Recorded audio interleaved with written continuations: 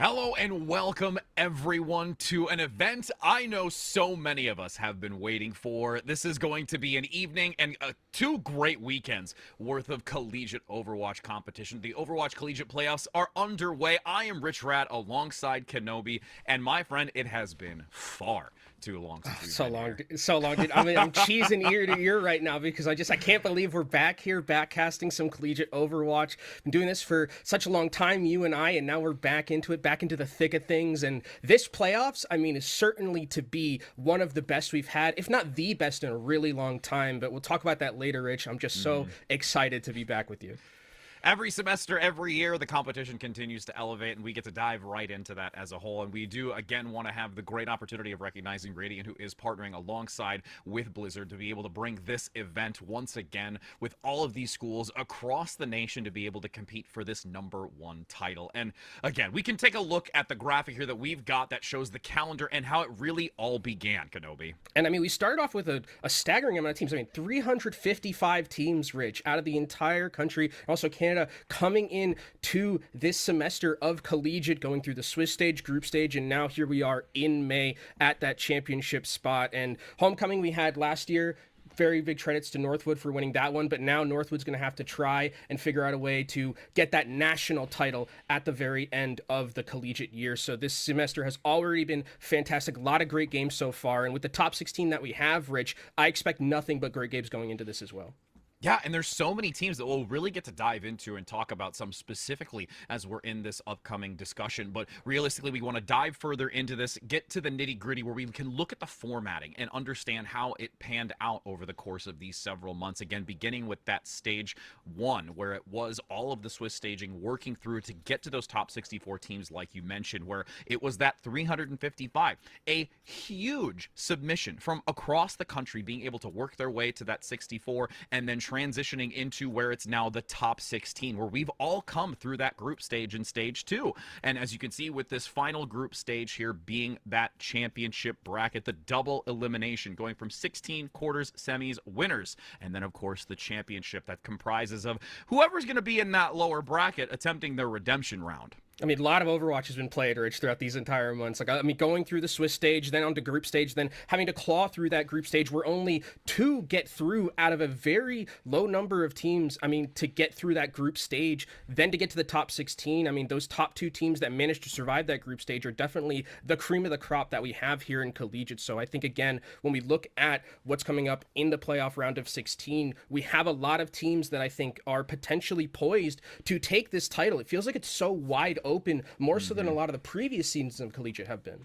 And you touched on the previous winner from homecoming, and of course they want to get this championship title. They want to be able to have that written in their history for these students and the university. But we also have to talk about what they're fighting for as well, which is the prize pool. This money that is able to go towards their scholarship and just their use in their esports academics. And again, that is a $25,000 first prize winning for this spring season. And again, you have the breakdown as it goes all the way to that 9th and 16th. So those individuals that might not be able to make it towards the tail end of this bracket are still getting something. And we can talk even further about that as we go into our first teams, about some of those universities that are at the club level or at the smaller grouping where they don't, let's say, have as much backing. And this money is so critical for them to continue fueling on what they're doing in their esports careers. Yeah, I mean, it's a great chunk of change. I mean, especially if you get to first, and even like going, when you see the prizing breakdown, that's still not an insignificant amount of money that there is here that are being divided up between these teams. So there's still a lot to play for. Even if you're not,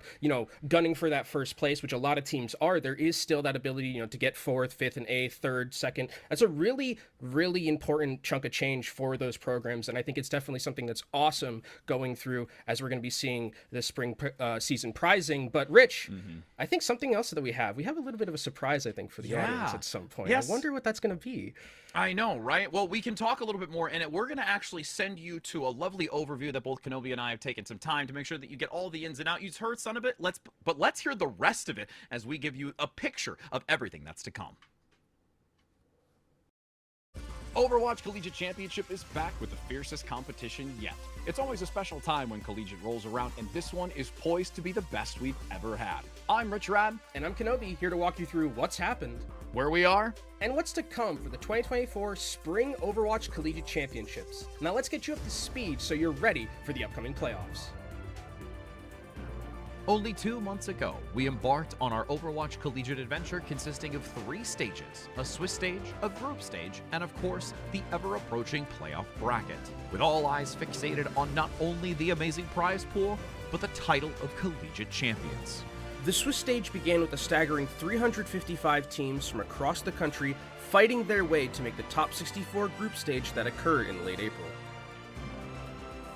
Throughout this 4-week Swiss stage, some of you might have seen Rich and I highlight just a fraction of the most fun and exciting moments submitted by our participating universities. And I think of all of those highlights we gathered from the Swiss stage, we can both agree that we are fans of the honorable Torbjorn 1v1 that decided a map point on Midtown. These highlights were a great way to see into the competition out of the gate, but the stakes continued to elevate as the 64 remaining teams battled it out in the 2 weeks of group stage. 8 groups consisting of 8 teams worked their way to be the top 2, allowing them entry into the playoff bracket. And of these top teams remaining, there are some real surprise teams we cannot wait to see perform on the main stage, as well as some of our historically long-standing teams who have seen the main stage many times before. Teams such as Northwood, Maryville, UC Irvine, and Illinois State University. For me, Rich, my surprise team is the University of Washington, a team that has always been hovering around the top 32 in the past seasons. In the group stage, they were placed in a group with 2 heavy hitters in collegiate, Fisher College and Bryant and Stratton College, Virginia. In a grueling 6-map series, the University of Washington reverse swept Bryant and Stratton College, and that victory proved to be the difference between them being knocked out and qualifying for these playoffs. Perfect example of intense rivalries that we can't wait to see unfold from our surprise teams as they enter into the playoffs. But we also can't go into these weekends without highlighting the unparalleled number of talented individuals that we've seen across so many of these teams in the previous collegiate championships. Absolutely, Rich. This is potentially the highest quality of players we've seen spread around many of the top collegiate teams that we have in our scene. A lot of players are coming back into collegiate and have a history of some well-known play coming from OWCS and the Overwatch League. Players like RuPaul, Dante, Lethal, Vega, CJ, Liar, Kaluge, just to name a few. And for all of you who are just as excited as we are to see the competition, make sure to open your availability this next 2 weekends, because we not only have top-tier Overwatch gameplay, but we have collegiate Overwatch drops from May 10th to the 12th, with a second opportunity on our final weekend from May 17th to the 19th. It's been too long since we had collegiate drops, Rich, and I'm going to have this on my other monitor as we watch these teams duke it out for that collegiate championship. And like I mentioned earlier, this might be the most stacked collegiate has ever been from top to bottom. While there are favorites, yes, there are still a handful of teams that have a really good shot at getting that championship title. It'll be an event that you're not going to want to miss. Top-tier schools with top-tier players, playing top-tier Overwatch with, of course, all of you, our top-tier audience. So make sure to tune in throughout both of the weekend broadcasts where we bring to you the most compelling stories and riveting action, where only one team will be crowned the 2024 Spring Overwatch Collegiate Champions.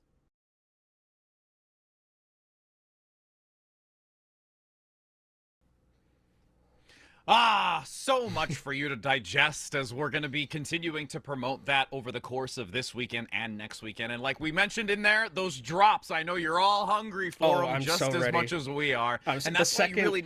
The second I get that name card, Rich, it's just on there forever. Yep. I'm not getting rid of that totally one. The defense one, it's so good. Yeah, 100%. And again, for all of those that are tuning in, if you haven't already, to continue being notified of all of these broadcasts and continuing to be involved with your friends or students or wherever you're coming from and whoever you're friends with in regards to this, making sure that you follow all the social medias on Twitter. We do have it on Twitch and YouTube as well, so that you can continue to be up to date on the most exciting action, not only for this event, but future as well. But Kenobi, I mean, we talked a little bit bit even while we're watching that video in the background. I'm hoping you all love that Torbjorn 1v1. Just the editing you did with the Torbjorn flipping out, it was just like, it was so perfectly planned. I love that there are some teams that are just, having some fun with it as well. And I think another thing that, like, when I was watching it back, it was like I could just like see your baby blues. I usually don't get to because I'm staring at the camera, but like I get to just stare into your baby blues, and I'm just like, that's my casting partner right there. Oh goodness, I haven't heard the baby blue comment in a while, and we're gonna just dive right back into it. But speaking of diving into things, we can talk and look at what we're going to have coming up here, which again we are going to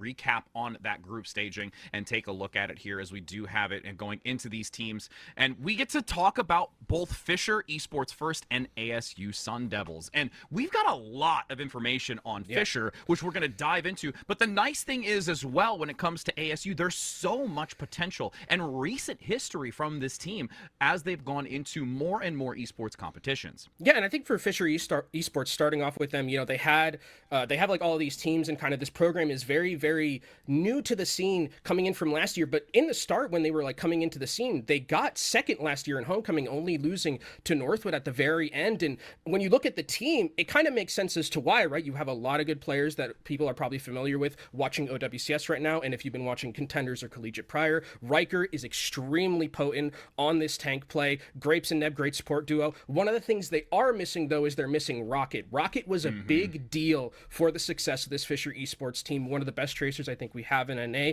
Cabe coming into that. We'll see if Cabe is going to be able to fill those shoes. Lukewarm, very potent on the Sojourn, and we know Sojourn is very important in this current meta. So with this Fisher Esports team, yes, it's a different look, but I still think, Rich, they have that potential to get towards that top 4.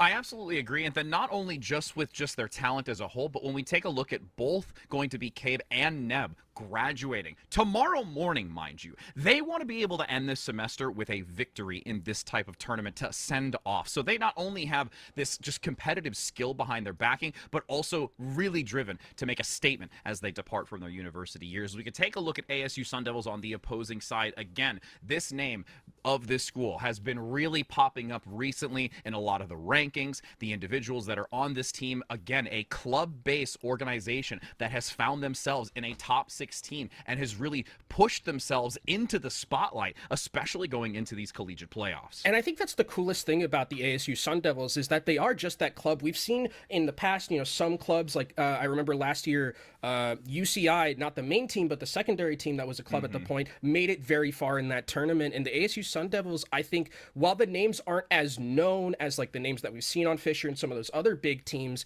that might be a little bit of advantage because you get to play a little bit more freely, right? You get to play with a lot less pressure, and kind of at this point, it's a learning experience for a lot of these players, being able to go up against the best of the best, test yourself. And I think that this ASU Sun Devils team can make a Cinderella run potentially with how much we've been seeing from them.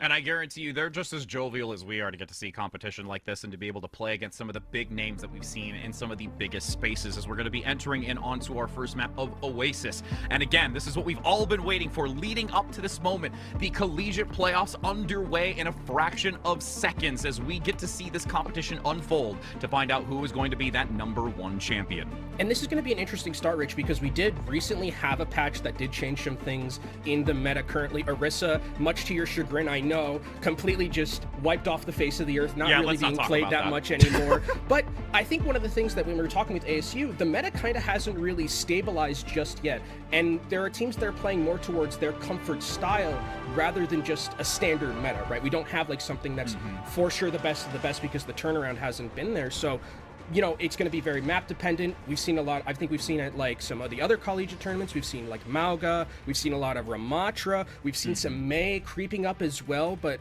I would expect a lot of Tracer Sojourn in terms of that DPS line. Sojourn, I think, is going to be, throughout this tournament, the thing to look out for, right? I think if you have a pop-off Sojourn player who's taking over the lobby, that could be the difference maker between winning and losing. I mean, even to build further, we got to interview a lot of the teams just outside of just these two, and they talked a lot about one key word that you and I have always really been pushing to the forefront of Collegiate, which is adaptability. And because there's not this set in stone type of composition or meta that we're seeing because of that recent tank change, it's now going to be on all of these teams going against not only the map selection, but their opponent and how they look to counteract against it. We're seeing Rush here starting things off, and you see a little bit of a difference. There's going to be the Tracer from Cave here on Fisher Esports against the Mei and Cassidy on the other side. Tracer's going to have a little bit of a hard time maneuvering. I think Cave has to play a little bit safely, because if you go into the teeth of this ASU team, it will just take your head off. But Cave is actually able to take down Aurora. That's a big pick, no tank. Absolutely, and this is where you're going to now have to see ASU draw back. They have to give into this. They don't want to continue giving up extra percentage. They're managing to survive at least with 3 for the moment and only have given up 2, but that secures Fisher getting this initial point. And they played that perfectly, I think, Fisher Esports at the start. Cave kind of played a little bit more slowly, and then once they found an opening to go onto Aurora, they were able to take down that tank. And once the tank is down and it's a 4v5, it's kind of easy for Fisher Esports to win that one. And look at Neb in terms of that ultimate charge for that Ant Matrix, a little bit higher than Panther on the other side. And if ASU is going to go into this tiny room, Ant Matrix is something that Neb could use to completely turn the tides of the fight.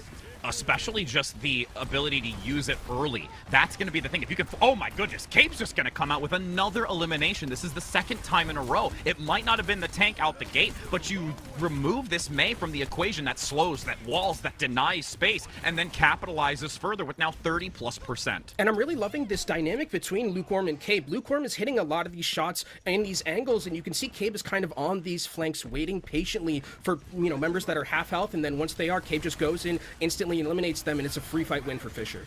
And the pulse bomb in the back pocket, looks to go in for the engagement, gets the stick, but the immortality field is there. Panther survives, at least unscathed, but that doesn't bode well for the Mei, as that's another elimination. 3rd time's the charm here, and hopefully ASU can turn it around. And you can see just with the ult charge, Anhu really isn't getting that much value on this Mei. It's a little bit tough for them to maneuver around, and as we see ASU, they're going to have to get in. Grapes is down, actually. Nice. A little bit aggressive there.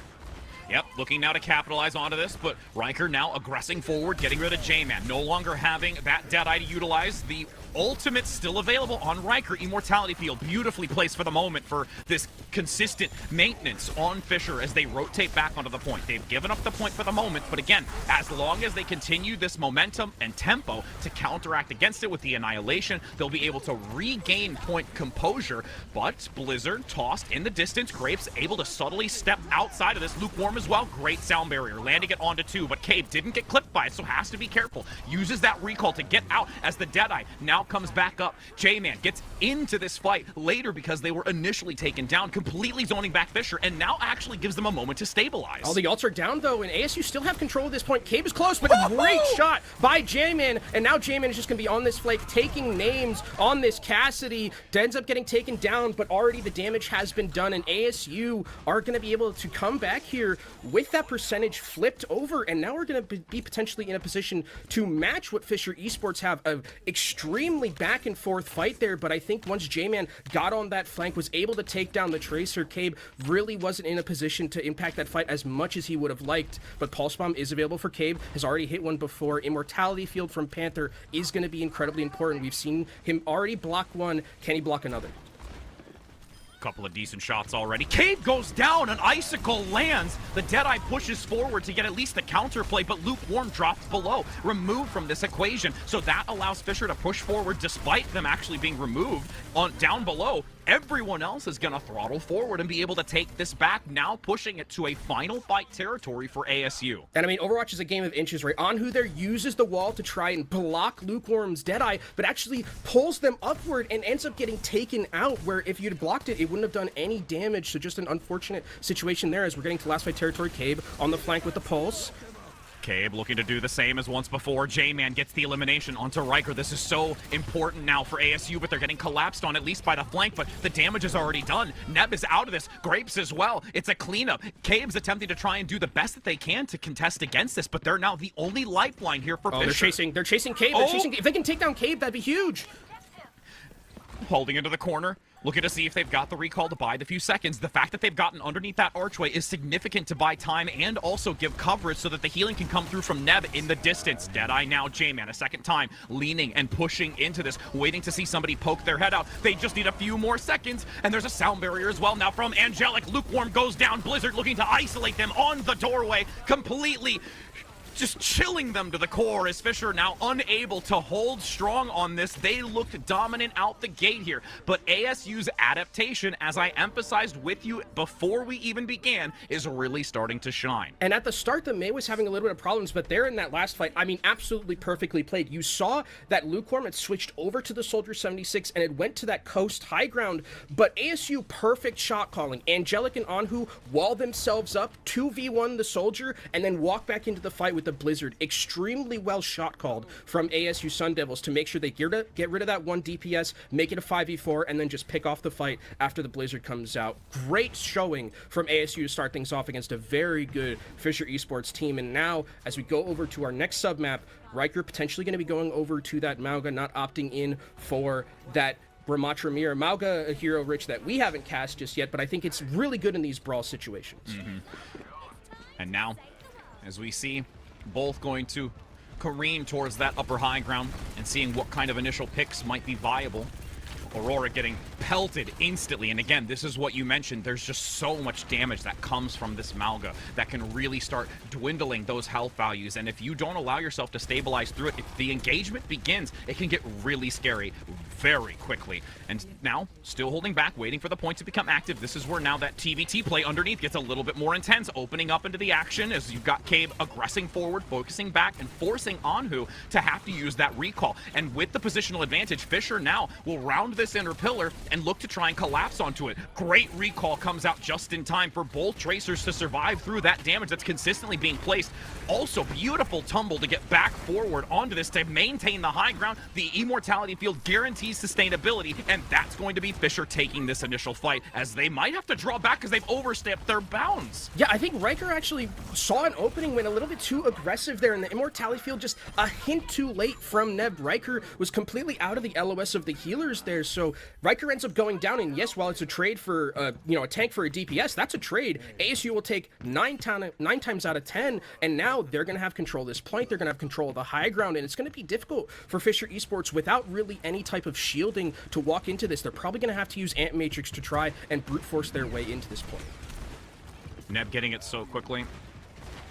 Lot of hesitation before entering in onto this. They're using Lukewarm to press back for now with the Deadeye. No one wanting to move out just yet until it completely falls, as the Ant Matrix now tucking the corner. Lukewarm cleaning up quickly.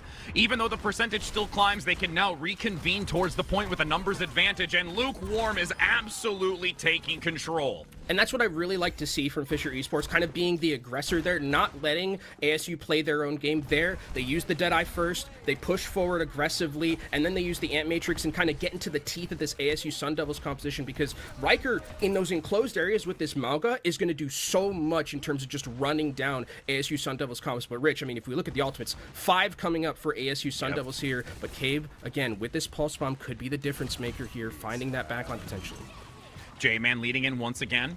You see the retreat up top, making sure that Fisher doesn't find themselves vulnerable, doesn't get the elimination, but Riker actually takes down the Tracer. It's no longer going to have that flanking pressure or that backline harassment, so they have to look for this regroup potential once they come back from the spawn. Cabe attempting to also get that chip damage on the flank as well, and has this Pulse Bomb looking for a target. Might not even need to use it, as Angelic can't flee fast enough out of the firing rate. Yeah, ASU there unfortunately just gets overrun again by this Mauga that really is doing so much in terms of just not only dealing with the tanks and with the spam, but also the DPS. I mean, it's very difficult for Anhu. If Anhu walks kind of just a little bit in a bad area, Lukewarm is there, Cabe is there, and also Riker's there. It does a little bit more damage than something like a Ramatra on the other end. So for Anhu, has to play a little bit more carefully and respect that incoming damage coming in from that Mauga. I'm so ready to see who Cabe's going to toss this Pulse Bomb on. If it's going to be that consistent support player attempting to dash forward, looks to try and toss it. Immortality Field is forced out. The cage locking them in place, but a wonderful sound barrier by Angelic to work through that increased damage, and also the positioning not so favorable. They tuck on the inside. Lukewarm still gets 2, despite them being able to use the architecture to mitigate that front-loaded segment of damage into the overtime. Fisher now dominating and being able to make this a 1-to-1 round score, bringing us to the third. And that's that adaptability, Rich, we talked about, right? Where it's like they play map 1, they're like, okay, the Ramatra's not working, we have Riker very, very potent on something like a Mauga there, and the Mauga kind of made a little bit of the difference, right? They played a little bit more aggressively, we're usually the ones who were going first, and I think whenever you can be the aggressors and kind of make the other team play reactively, it's always going to benefit you, and that was really well played and well positioned from Fisher Esports. Now as we go into our last submap here, ASU, I mean, I guess now it's like, okay, if we get Malgamir, we're seeing just all these teams playing chess with each other right now. It's like, okay, we're in the third submap and we're changing things up a little bit. It will be interesting to see if we do see ASU come out on the Lucio Kiriko instead of something like that Baptiste, because Kiriko, I think, is in an interesting position in a composition like this. Yes, Suzu is good, but you don't have kind of that AoE healing that something like a Baptiste is going to bring to the table. Well, the other part, too, is yes, you also do have the ability for that immunity, the cleanse, but Neb, depending upon how that immortality field is placed, can get a lot more longevity in coverage, also sustainability across a wider distance, so there's a number of differentiating factors that is going to rely on how these supports play. But the big focus now, too, is J-Man bringing out this Sojourn. We've seen a lot of the Cassidy being brought to this position, and now going to see if that difference is also going to be significant to compete against Lukewarm. But what Panther is doing, I think, is really smart here, playing on that flank angle, because one of the things Kiriko is so good at also is dealing with the Tracer. Cabe can't really play that aggressively because a couple of headshots from the Kiriko and you're just down, so Cabe has to play a little bit safer here against all of these DPS coming in from ASU Sun Devils. Aurora, forcing out the defensive, has to wait, top themselves up, and let those cooldowns get back online. Attempt of a rail shot, but it doesn't land. But the Malga's going to give so much charge to J-Man onto this. If those shots do hit, they will be devastating. Sidestepping out to the corner, Lukewarm trying to take the advantage and collapse onto that stairway as the immortality field is gone. Neb no longer having that as a defense mechanism to keep them through this with the Amp Matrix, though. Big shot comes in for a two-piece by Lukewarm, and now takes the numerical advantage. And that's the difference maker you talked about, Rich, where that immortality field made the fight last so much longer. Neb able to farm up that Amp Matrix so incredibly quickly, because ASU's comp, you need to get picks. You need to get picks quickly because you're just never going to win an elongated fight with something like a Kiriko Lucio against a Bap Lucio. It's just not going to be able to happen if you brawl it out because you don't have the healing to do it. Tempo, but there is a shift potentially with Panther diving in. A Deadeye gets J-Man, so that eliminates a lot of the incoming damage, especially when you have that railgun charged. Anhu, though, goes 1-for-1. Aurora on the skin of their teeth, just being able to survive. Beautifully done by both D-Panther and Angelic to give them that coverage, but this sound barrier gives Fisher a little bit more presence on this outer position, but have to force a retreat. They have to go for the charge to get around the corner, and Riker gets out. The supports are continuing to buy time, but it doesn't last forever as the overclock now looks to pick up the last remaining few, with you see Neb just happy feet in there to try and bob and weave. I mean, Riker was so close to living right there. Neb was doing basically all he could to try and keep Riker alive, but they managed to get a few ultimates out of ASU Sun Devils. They got the sound barrier, they also got the Kiriko Rush and the overclock. So for Fisher Esports, I mean, that's a win in terms of the macro, because now Riker can come back in with this cage, just take someone down immediately, and just win an easy 5v4 at that point. All right, still a mountain to climb here for ASU. Coming from the desert, it's more of like a stretch of Sahara desert versus like a mountain, but you know, we won't go into details. As you see the regroup now with Fisher up top to the high ground, abandoned for the moment until they look for this high ground advantage ascending from on high. The cage is available. That is an advantage. Ooh. Big pickup though by Cade, getting that TVT once again.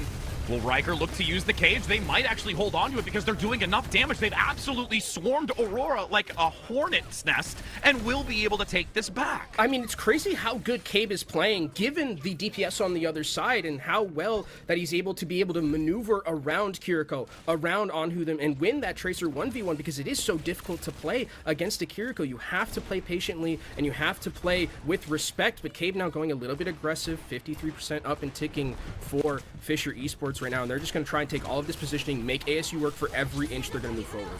Disruption shot blocks for a moment, but they dive forward because the amplification matrix is there. Is the Kitsune Rush going to be enough to counteract it? The cage can't do anything, with Riker now getting a triple through that amplification matrix. The damage only further amplified. Yeah, I mean, Ant Matrix versus Kiriko Kitsune Rush, I think Ant Matrix just win, especially if you have the positioning advantage, and ASU just can't run at you like they wanted to, I think, in that fight. And now we're in last fight territory, Rich. ASU, I mean, they don't really have a lot to work with here, especially in terms of their ultimates, and look at how aggressive Fisher is being.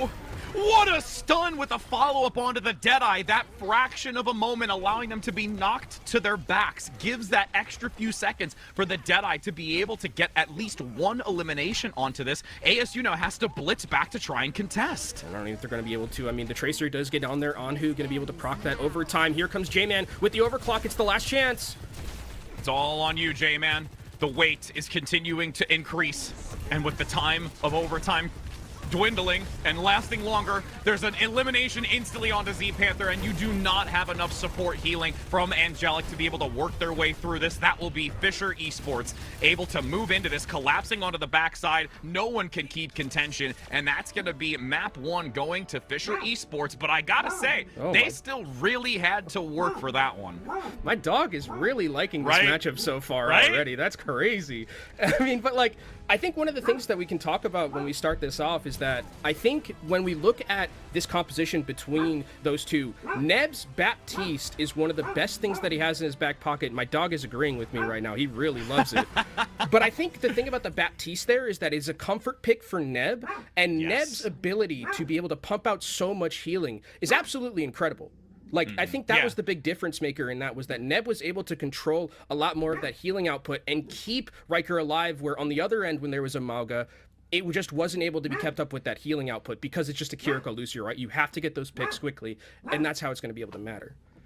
Well, and even when it comes to, let's say, you know, just talking about our long run history with Neb, we know Neb consistently for just always being that Baptiste that really understands the timing, the tempo, the immortality field usage, and just is able to consistently handle so much of this. And you commented on it as well when it came to Riker repositioning back to try and just keep them alive. Honestly, it's a few number of supports that I would say be able to keep them as alive as long as they did. So in this point, when you start looking at those really key factors, Neb is one of them from the support line, in addition to working alongside Grapes. But we also have several of these replay clips being lukewarm, where those shots are landing, and it is a absolute scare for ASU. And I mean, we know Lukewarm to be a player who has that potential to be one of these carry hit scan DPS. I think also, I do have to mention, like I talked about at the start in the preview, that there is Cabe, who is stepping into a very, you know, difficult situation, I would say, kind of, to be able to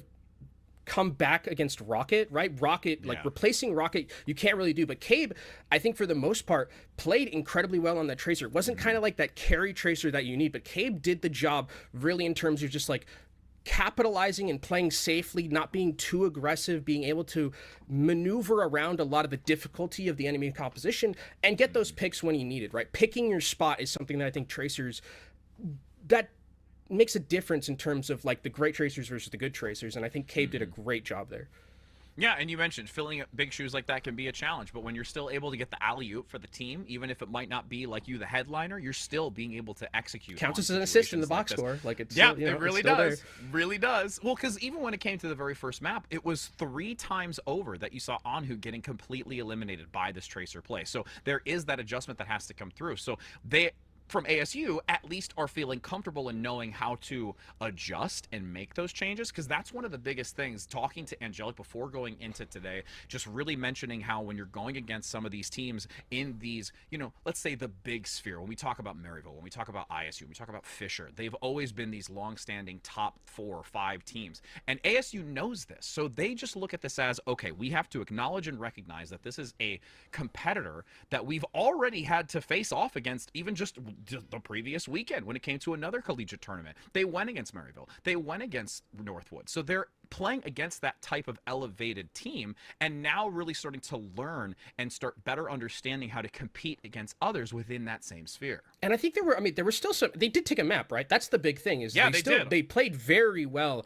on that university map, right? Especially that last fight that they had where they made a very good call to kind of just like get to the side, be able to take down Lukewarm, very clean and crisp shot calling there. So I think that if they can continue that going into a map pick that is going to be one of their own, potentially they don't want to match up into that brawl. We could be going to a different map that doesn't necessarily maneuver around the brawl as much. That's something that I'd be interested to see with this ASU team, because it's there. Like, there is that ability to win against this team, and it's not like the other 2 submaps that we have were complete washes. They were not as close as that first one, but there is still that ability for this ASU team to fight back against, again, a very, very good Fisher team.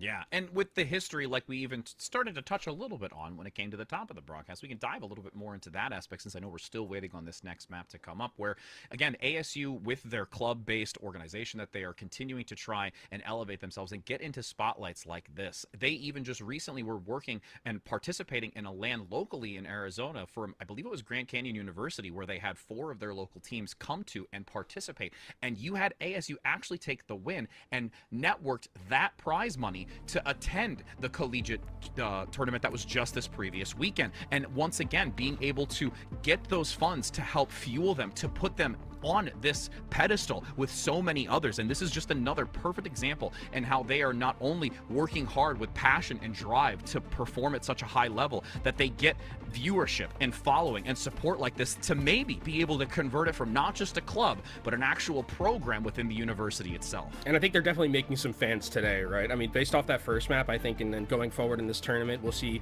what happens in the rest of this series. But already, I think they definitely look like a team that can make some noise, even if they do drop here and go to that losers bracket with how they've been playing so far. So we go to Numbani as our second map here, and this is what I was talking about, where it's like maybe this is a map where we don't see as much of that brawly style. Potentially could be seeing a little bit more mobility and something like that because you have those high grounds to fight over. It could also just be where they just handshake each other and they're like, okay, we'll just play rush or brawly style and we'll just play around those high grounds and do that. But there is that potential to maneuver into a different type of composition.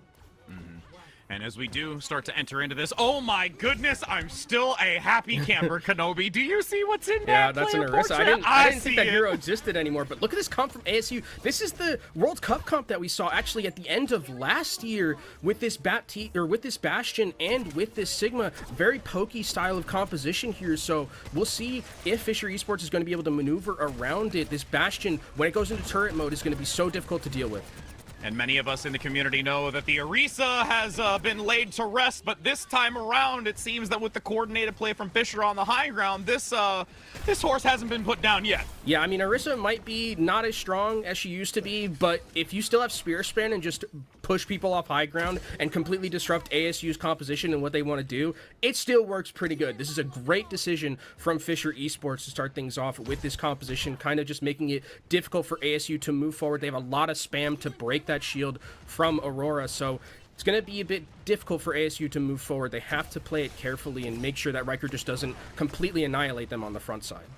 Another attempt with the spear spin to knock them off. Not so fruitful this time around, but this is free healing. The pylon is there as well. It's just going to sustain Riker consistently with also the turret, watching that flanking angle to deny any sort of echo play with the focusing beam, but the sticky bomb still come through and actually get the pickup. But Lukewarm is there to respond with the hit scan from the 76, having not only that mobility, but the hit scan necessary to deny the echo from consistently flying in the skies. This is a little disjointed now from ASU remaining. They're spread across a wide range, not only elevation, but below, and they are going to be punished for it. I mean, Anhu had a great start to that fight, but I think, again, this combination from Fisher Esports in terms of the way their composition is working is so good. You see Riker is kind of just standing here and just getting free healed by Grapes and by Neb, and with ASU, if they don't have the Baptiste in Wheels mode completely annihilate this Orisa, Orisa's never going to die, right? Never going to die, especially with the amount of output healing that's coming in from Fisher Esports. So ASU have to be able to make sure that once they get that spin out, they take down this Orisa for the most part.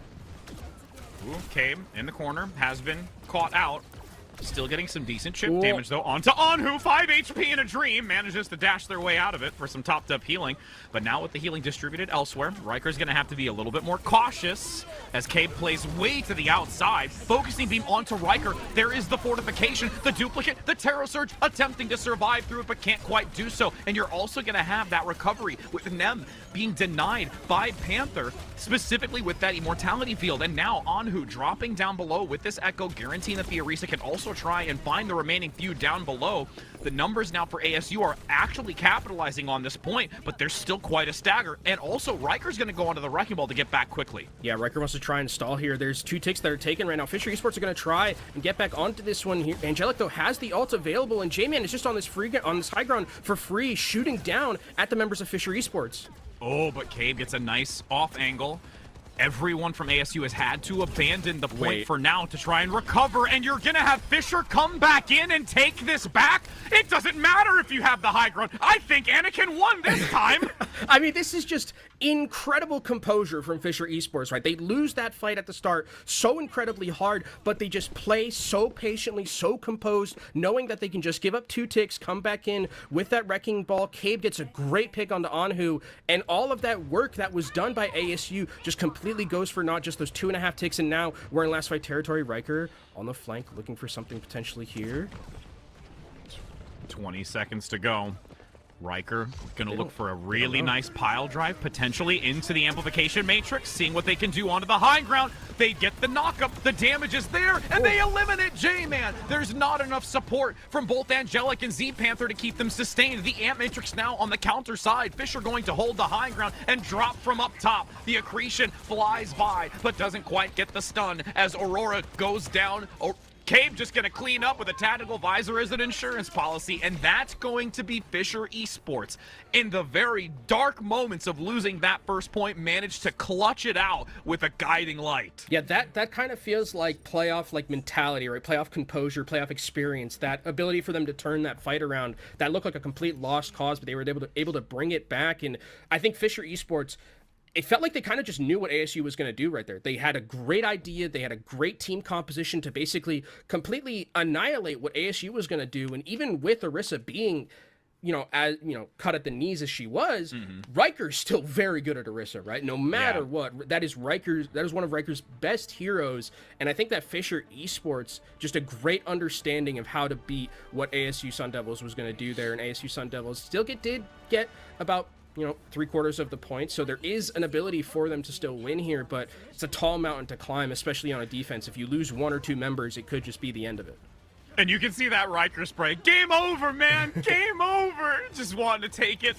It brings a tear to my eye almost for seeing this Orisa. So long live the Centaur, as we're going to be entering in onto this now. We can take a look at ASU, though, and their defensive selection, and it's going to actually be the Winston here. Also with Angelic on the Brig, something that I'm really interested to see how is going to work alongside this composition for a defense that has to be a stellar one. I mean, I really like the Ash pick on this defensive end, because especially you have that ability to control high ground. Dynamite in these enclosed areas does so much damage, and you can proc that DPS passive to negate some of that healing. But for Aurora, I wonder how Aurora is going to play this, because Aurora, there's not really someone you can dive here. There's a lot of just escapability and a lot of healing for this team, so Aurora has to play very carefully. You cannot really just play aggressively on this Winston.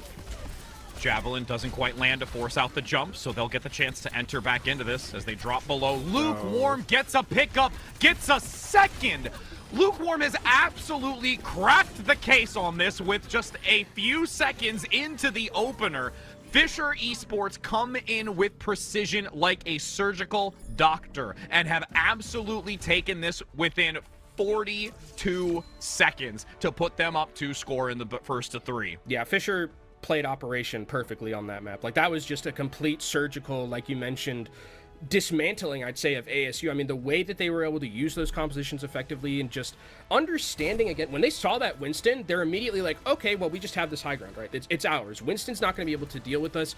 If Winston steps up a little bit aggressively, Riker has Javelin. I mean, they just played that so extremely well. You're right, Lukewarm has been popping off on that hit scan, not really being contested too much on the other side. And this, I mean, we talked about how well ASU did in that first map. This was just Fisher classic right here. I mean, they completely took that map over, and that was the map pick for ASU. So yeah, this next map has to be the one where you come back into it.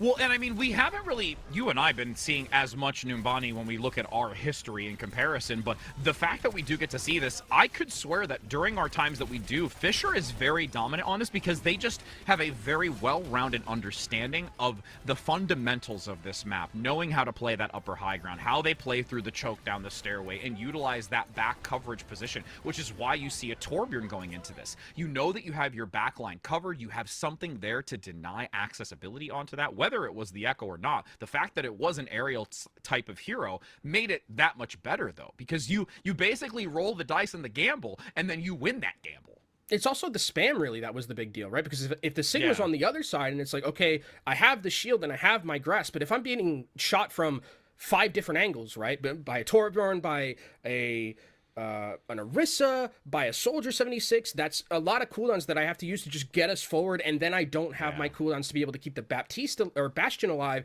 And then guess what? When we want to set up the Bastion, Riker just sits there and spear spins us off high ground, and we die. So like it was just a really, really good understanding from Fisher Esports. I think that it has a, got to give credit to the management and also the coach Tensa. Very, very good coach. We've actually met Tensa. Great understanding of the game, and that felt like it was really just a good understanding from them on what to do and beat ASU at their own game. Well, and talking with Neb before going into this game as well, emphasized a lot of the mid-fight factors, because when you talk about these upper teams that we've consistently seen perform, I ask, what is your biggest hurdle at this point? Because it's different when you find yourself competing at this higher level, and what is those small weaknesses that you really have to refine. And that was one thing that was very, very instantly recognized, in knowing that you have to really be so coordinated in the moment during the mid-fight, because if you start exposing weaknesses, or if you allow yourself to feel vulnerable, your opponents will take advantage of it. And I think we could definitely say that when it came to some of the control factor here, not so much, because everything was so tight, especially when they make that adjustment to the wrecking ball. And we just were baffled at how quickly and precisely they're able to take that back, despite them not having the high ground advantage, having to look for the regroup, and then waiting for spawns, as they've already given up 77% of that initial point. I mean, it felt like there wasn't really any mid-fights on that map either. It felt like it was always just it was Fisher who were the ones who were going first and kind of just making ASU play so on the back foot that they really couldn't set up the way that they wanted to with that composition, because that composition that they're running requires you to set up, requires you to take that position to get the Bastion to be able to get into wheels mode and mow down some of the other embers. But if it's just the Orisa in front of you, it's not really going to be anything that you can take down, especially with all the defensive cooldowns that you have and with all the heals that are being pumped in, as we are going to be going into our third map here, Esperanza, our push map. And I mean, again, this will be interesting to me because this screams to me a little bit more of that brawly style, which makes sense because I think it's the most success based off of the two maps that we've seen. The most success ASU's had was on the brawl, right? That's the one where they won that sub map. That last map, I kind of throw that one in the garbage if I'm ASU, because it's like, okay, it's like, we got counter comped a bit. It happens. Let's just go back to what, we know that we can play. We know that we've had some success on previously in the series. And that's their mentality. They know that they're competing upward. They're having to play against extremely weighted teams from their history and just the caliber of player. So they go into it with a mindset of saying, we just have to give it our all. We can't allow our opponent to take over our mindset and really make us feel that we are lesser, and just play one game at a time. And I agree with you completely that it is going to be a throwaway moment, as Numani no longer exists within that mindset, and they go into this to try and be able to make a reverse sweep to keep themselves and deny them from going into that lower bracket. And this map specifically, you and I have always really talked about the key checkpoints to this, and where teams can get to that first initial anchor, where that archway is, and how you can look for those neutral resets. And that's something I'm really going to focus on going into this. Yeah, those first high grounds are going to be the important, and the first fight as well. If we do see something like that brawly composition, we'll probably see a lot more of that poking style just at the initial part where the bot is. The DPS will be interesting to me, because if we just see like full mirror, then it comes down to a lot of the TVT and whatever. If it's going to be the Cassidy, which I think is definitely expected with Lukewarm on this map in particular. We could see Sojourn as well, because if we are going to be brawling in some of these areas where you like to have high ground, that is really good for a Sojourn to be able to just kind of sit up there, farm your rail, and then be able to take some members down.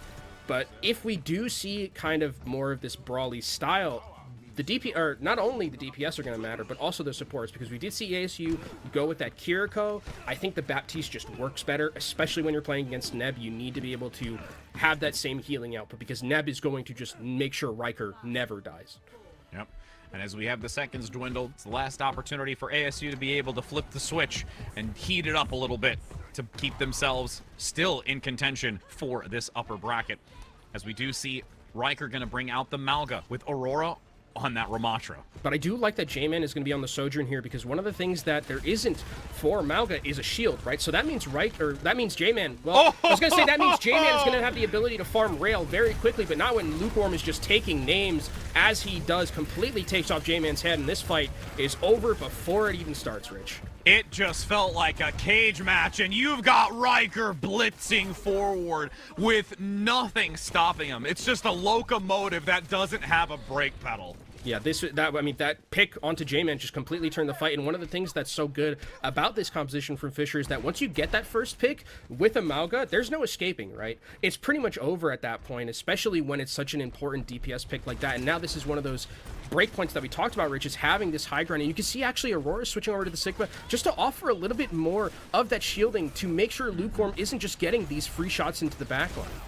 And they are recognizing who they have to be very cognizant of. Lukewarm being a lot more punished right now, but still getting topped up for the moment as they hold this high ground. And they can realistically just run the clock right now and wait until a moment exposes itself for ASU, funneling these shots from the high ground. Because ASU have to play a little bit more slowly with the Sigma because they can't really move forward. They have to keep that shield for when they're pushing forward and wait for those cooldowns to come. And now Cade has this pulse bomb, throws it in, doesn't manage to get it in actually by Aurora. Really well played.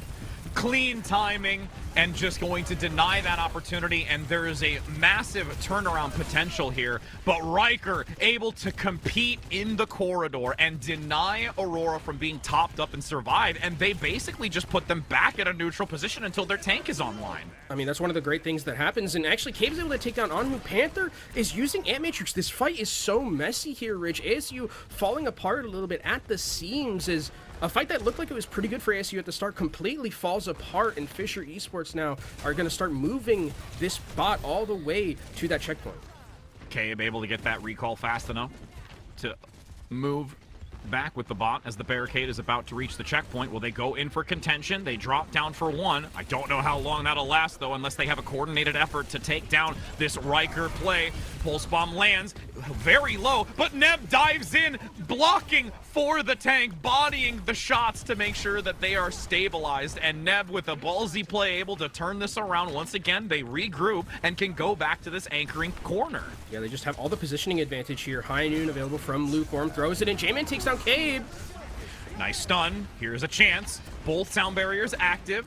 Angelic getting very quickly reduced on that protective shielding, but they're still holding. Again, they are down one, but Cabe has a fast factor to get back into this with the Tracer. Those dashes giving them a chance to get back to a full 5 swiftly. Disruptor shot gonna block some of the push forward. Lukewarm jumps out of the immortality field and actually gets a chance to flanking position. The cage. They're chained. They can't go anywhere. But the Flux actually stops the damage towards the tail end of it for ASU to be able to take this back and deny and start gaining some progression, despite the cage being on so many. What a great recovery. Great positioning from Aurora there. Completely turned that fight. We didn't see it necessarily, but one of the best things that Aurora did was Aurora just stood in front of the DPS of Fisher Esports. That means that they couldn't follow up and get into that cage that Riker was using, and then a Gravitic Flux comes in, completely turns that fight. Really well played from the Sigma of ASU Sun Devils, and now it looks like Fisher Esports are on the back end, but they have that Mauga, and they can most likely very easily take this high ground back, especially against the Sigma. Double Ant Matrix, Immortality Field out, already using so many resources. Pulse Bomb lands onto Panther, and there's a follow-up clean beat by Grapes, squishing him and making a lovely bottle of wine, as now you're going to see it completely taken down as ASU has to go back to the drawing board, but at least 25 meters has been accumulated on their score. And you can see kind of with that POV that we saw of J-Man, where it's like J-Man's like not sure who to shoot, because as soon as Riker goes in, Riker just hits his overcharge and he just doesn't die, right? He just keeps healing the damage, and J-Man doesn't really have the burst to be able to deal with something like a Mauga like that. So it feels like ASU's best chance of winning some of these fights are just trying to not really look at Riker at all and just look at the backline and see if they can find picks that way and then turn back onto the Mauga at the end. Yeah, it's so like that back to front methodology that we see, or similar to like we talk about Afaro. Oh my goodness, where J-Man's gonna get a nice shot onto Neb. That's a lot of healing gone. Grapes is not gonna be able to sustain through this as J-Man cleans this up. That gives a window of opportunity for ASU to be back into a stable position, and the bot looking now to be pushed towards that center position, and because of these staggers, Fisher now is not going to, I think, be able to position on that bridgeway as efficiently. And this is how ASU is going to win this. If they can keep J-Man kind of like away from the T-Rex arms of Fisher, like the short little T-Rex arms of Fisher, if Riker doesn't get onto J-Man and J-Man can kind of just stay on these high grounds away from Fisher Esports compositions, they'll have such a better time being able to maneuver around, because as soon as Fisher Esports dives aggressively onto the backline, there's nothing to do. They just get completely overwhelmed by the Baptiste and by the Mauga.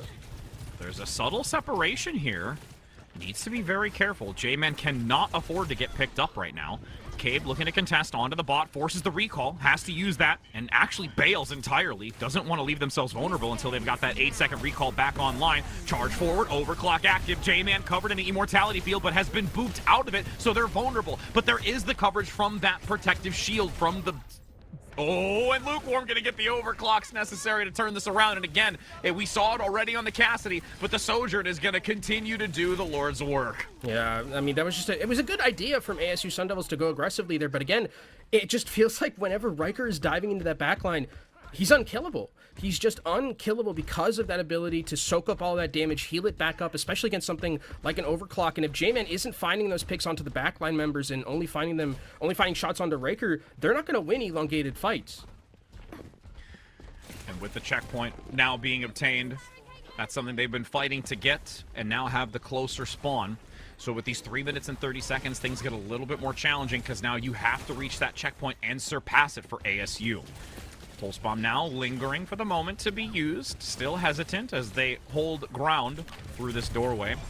Now there's some support though. Oh, Pulse no. Bomb actually still gets the damage off the wall. Angelic is close enough to the explosion radius that they no longer have that mobility. ASU has to be extremely careful, and it's all on Z Panther with this amplification matrix and healing. They're anchoring quite well here, but Aurora is eliminated as well. Now that meterage difference is just going to expand for Fisher Esports right here, and there's only 3 minutes left. I mean, it has to be a Herculean effort here for ASU Sun Devils to come back into this one, especially to even bring them. They have to be basically perfect from here on out. And you see Riker is going to have that cage available to him in this next fight, can go into the back line, take out J-Man, take out one of the supports as well. It's very difficult, but Aurora has this gravitic flux, and in this closed area could do a lot.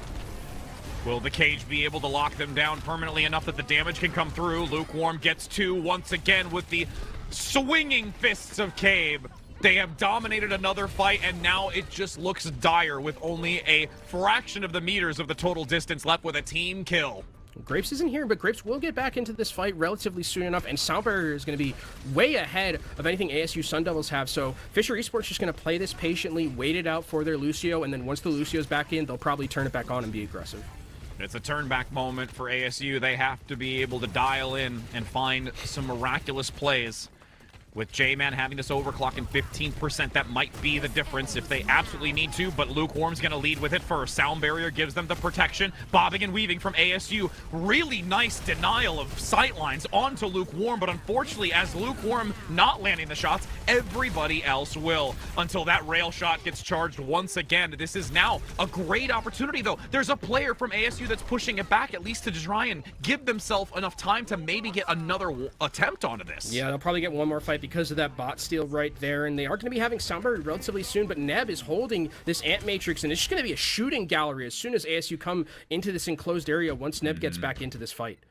Yeah, it's going to be a choke point of doom with that amplification matrix, as Riker now still soaking so much of that incoming damage. No two worries about it with that immortality field. Great pickup by Anhu, though. Lukewarm is down. Still two ultimates. There's the amp. Big damage. Absolutely explosive through that window, and that will take down the tank and look to take down this back line. But Anhu comes in with a significant amount of takedowns and now forces Cave back. That's a quad in total from Anhu, and they know it. Yeah, I mean, 30 seconds left is all that ASU have at this current moment, and they have to, again, play this perfectly from here on out. Luckily, though, look at the economy that they have. They have a Sound Barrier to work with. They also have a Pulse Bomb. If there's some way that Anhu can find Grapes in this fight before that Sound Barrier goes off, that might be the ticket for ASU to try and get 2 or 3 more of those perfect fights that they need. Yeah, it's almost to the point of 4 successful because of that checkpoint and distance gain. But again, 1 fight at a time for ASU. That's what they have to do to be able to take this back. As the Pulse Bomb waiting to land onto the back. There's the cage. Active Pulse Bomb hits the arm of the bot, so it doesn't get the value. Aurora is down within the cage. Cave gets the elimination as the entire team funnels focus fire onto the Malga. ASU will unfortunately start losing one player after another, as this will be a worthy attempt from ASU, with Fisher able to take this a 3-0 for our first game of the Overwatch Collegiate playoffs. Fisher Esports picking up exactly where they left off coming in second last year or in homecoming, now taking down a ASU team that was fighting hard at the start, but those last two maps, I mean, it was just completely overwhelming from Fisher Esports. And I think it's that playoff experience that all of these players have. I mean, going back even to that last map that we saw on Numbani, that one fight where they lost it completely and then just waited patiently to get back into it. Just so much composure from these players. And I think this is a team that, when we look at it going forward, easily, Rich, could be a top 4 team going into that Final Four. 100%. And again, as we mentioned at the top of the broadcast, double elimination ASU not out of this yet, and it's exciting to be able to see them have a run back in the later portion of this weekend and potentially going into the next. But major shout outs to Fisher, as really they have been a team that you and I have seen for such a long period of time with these individuals, and it's a sight to still see them perform at this peak level and really not be shaken by any opponent. Yeah, I mean, this Mauga from Riker was just unstoppable a lot of the time. Riker, I think, if I had to pick an MPV, it's like probably a tie between Lukewarm and Riker, because Riker feels like Riker's good on everything, right? That's like the biggest thing about Riker, I think, that's important, is that Riker feels like, in terms of the hero pool, there's not really a lot that I wouldn't trust Riker to play, which is great in a meta where we're not really decided yet, right? If we're continuously like changing up some of those things, Riker is a great person to have to be able to make those moves. Oh boy, I'm just indulging in this replay that we've got of so many great moments. And again, you can see Lukewarm in a lot of those highlights from start to finish, and is going to be an individual that we get to chit chat and talk with, at least from what we have so far, since we're going to be heading to a short break before getting that interview. So we'll see. So don't go anywhere, friends, as we're curious to see how they feel after that first game.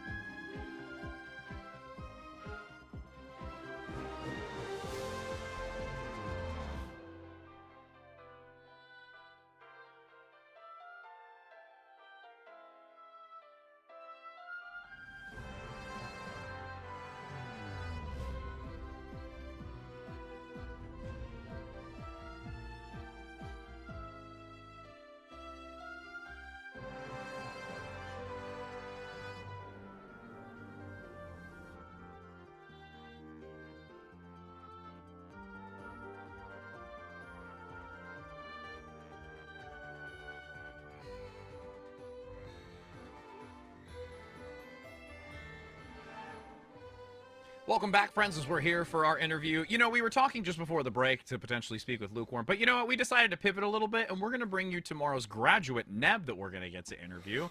We only talked, it seems like it was just an hour or two ago, my friend, but Neb, how are you feeling after that one? Oh, do we have Neb? I think we do. Yep, there we go. He is. Yeah! What's up, guys? Yeah. I cannot hear you at all. It's been too long, friend. It's been far too long. I got no audio. Oh, okay.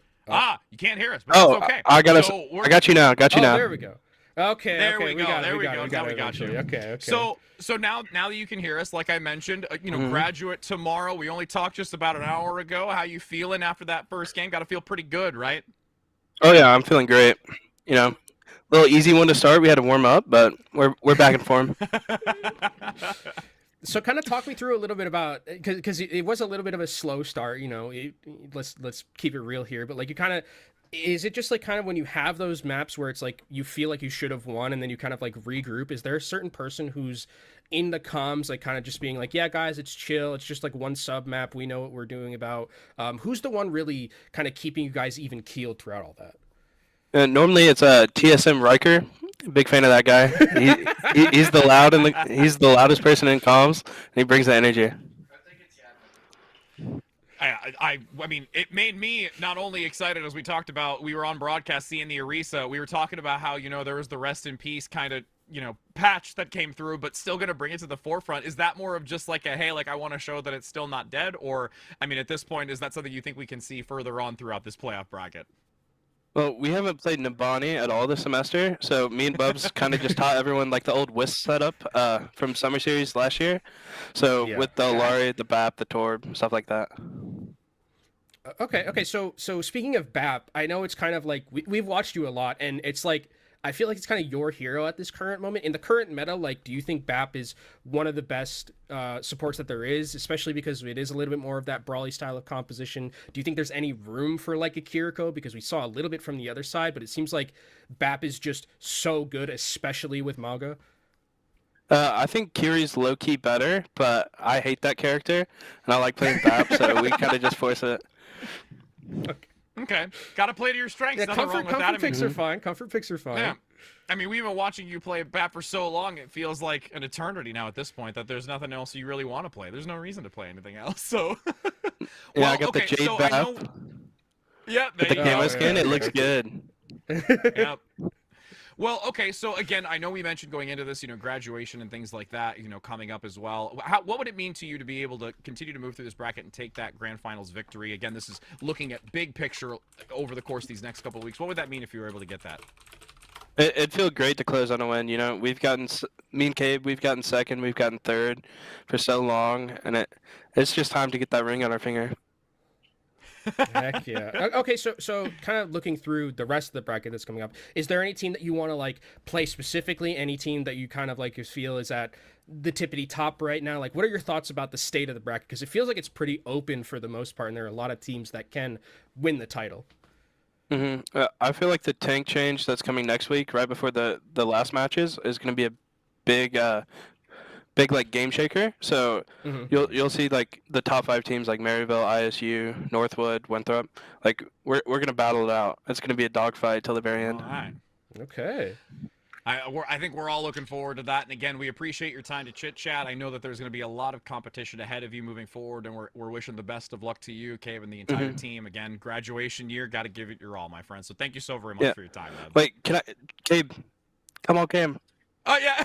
Yeah, let's get Cave in here. Let's go. Let's get him. Yeah, get him in here. Hold on, he's caught in his chair. Give a sec. Special shout out to this guy. He's right. I'm stuck, man. Special shout out to this guy. Wait, in the middle. It's like there he is. There you are, Kenobi. Let's go. Okay. Okay. It's okay. Happy That'll graduation, be like a specific guys. cap. Thank you, guys. All right. Take care, my friend, and good luck with all your games. Thank you. Later. Oh, I love man, it. I it's love so Ned, great. man.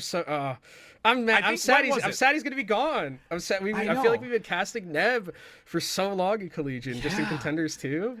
I mean, I'm like reminiscing. I think the first time we met him was back during like Hue like it was like, was it 2020, 2021? Yeah. Oh man, it was so I many have the years sleeve ago. he Like, to gave think me, that- the Fisher Yeah, sleeve. yeah, Oh goodness. Well, and again, just to be able to see Neb continue to play at this level along with these team members and Cabe also there as well, it's just a real sight to see as we get to take a look at some replays across the entire 3 maps that we did have here where we get those best moments. And Kenobi, with this being game 1, again, it is a 3-0. There were definitely some really, really highlight moments for ASU and what they can take from this, as they talked about before even going into this, that they're going against these upper teams and they can learn from it. Whereas Fisher at this point is setting the precedence, the tempo, and the tone for what we have to come. Yeah, and I think, again, what we're seeing here is a lot of value coming, especially with how well Lukewarm is playing. The value of the hit scan DPS is incredibly important, I think, right? Going forward in this tournament, we did see that Neb mentioned that change that's going to be coming from the tanks, which might shake things up a little bit, but at least now for this weekend,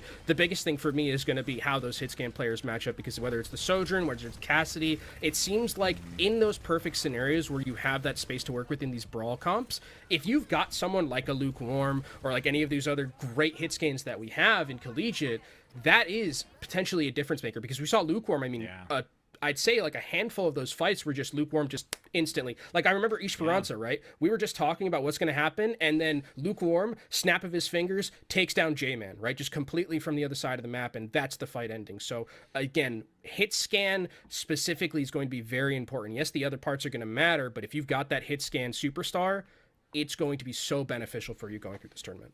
It's a lukewarm gauntlet. Just snap the fingers and we're gone. But with that being said, we have concluded at least our first match of the day. We still have another one as we are going to decide on what that next grouping of teams is going to be. So we're going to give you a short moment to go get some water, get some food, sit back and relax. Make sure that you continue to follow all those social medias, again, Twitter, YouTube, and Twitch as well, to keep up on all the information. So don't go anywhere, friends, because we'll be back in just a moment.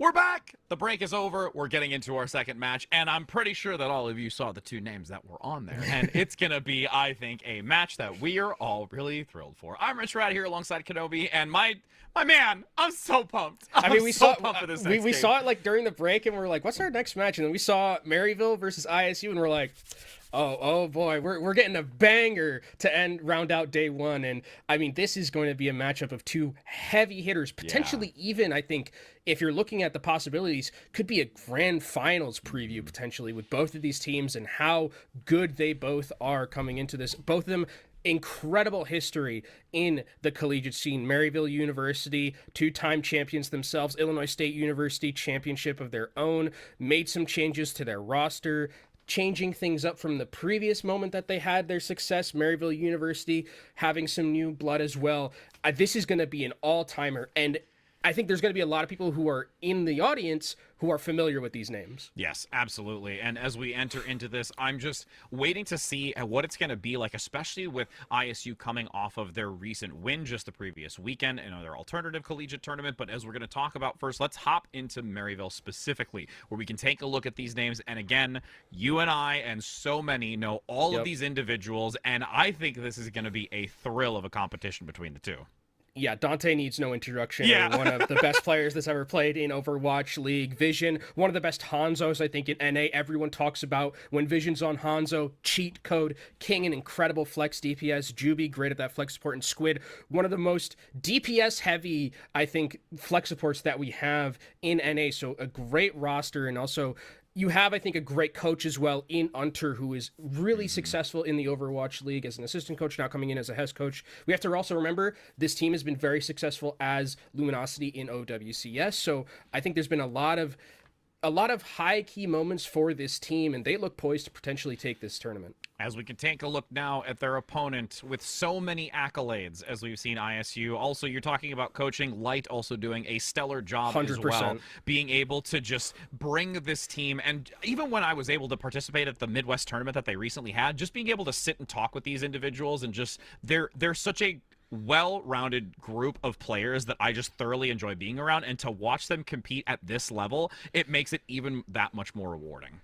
I mean, I was at the grand finals, and I ran into Light and talked with Light as he was getting the job to be like the head coach of Illinois State University, and he's like, you know, we're cooking some stuff. Just be ready. Be ready when you cast Collegiate, because we're going to be a great team. And they are. I mean, bring back Lethal, who was fantastic when Lethal was on the original ISU team that was so successful in Contenders and in Collegiate. Also, fun fact, Light, Maryville player himself. So, you know, little bit of rivalry there. But again, when you look at this roster, I mean, Admiral coming in from Overwatch League, Kuffa, one of the best tanks that we've had in Contenders.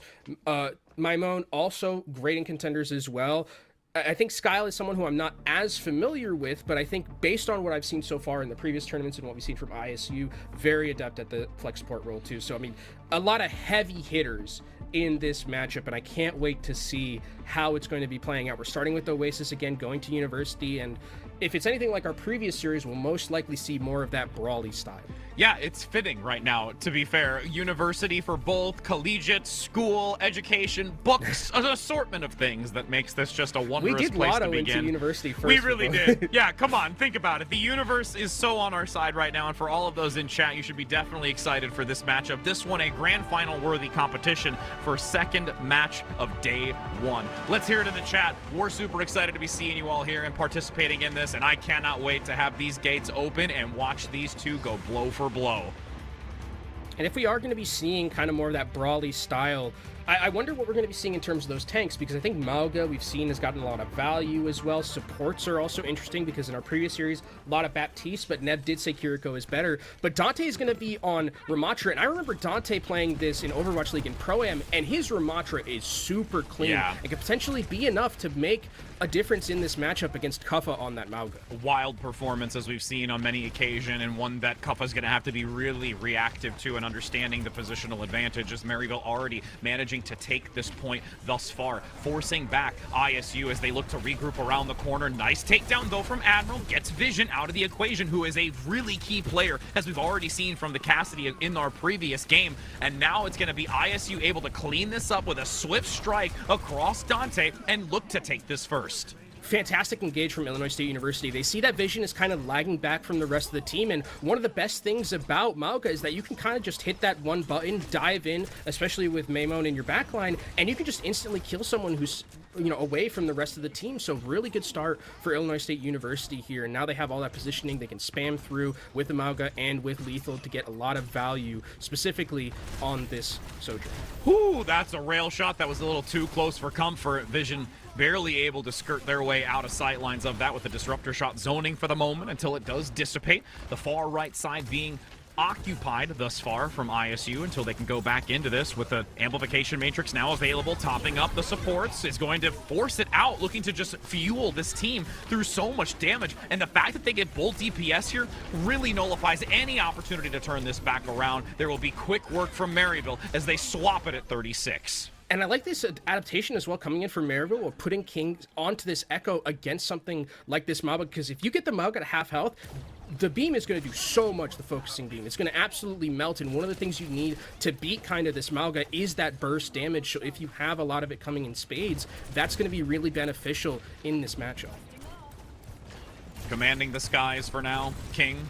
We've seen on many occasions really take over a lobby on this. Overclock active, nice sustainability. Dante gets out with a fraction of health. Now the Deadeye from Vision, peek in the corner, can't quite land the shot. Couple of follow-ups though, making it a little petrifying for Lethal as the side angle from Kappa gets the cage. Sound barrier, beautifully timed. Juby giving some protection, but now there's a Mauga and an Orisa attempting to counteract against it. But Admiral still gets a pick with W Maimon entering into the mix. It's a 2-for-2 trade, but the supports, the main primary supports, are actually eliminated, so they're solely reliant on the Lucio play, and Maryville actually still has control of this. That was super clutch from Dante. That Terror Surge absolutely completely wrecked what Illinois State was trying to do in that fight. It made them really not focus on that one target because of the incoming damage and just the pull. And Maryville now have control of this point. We're ticking up towards the 75%. If they win this next fight, they're going to be able to take this round.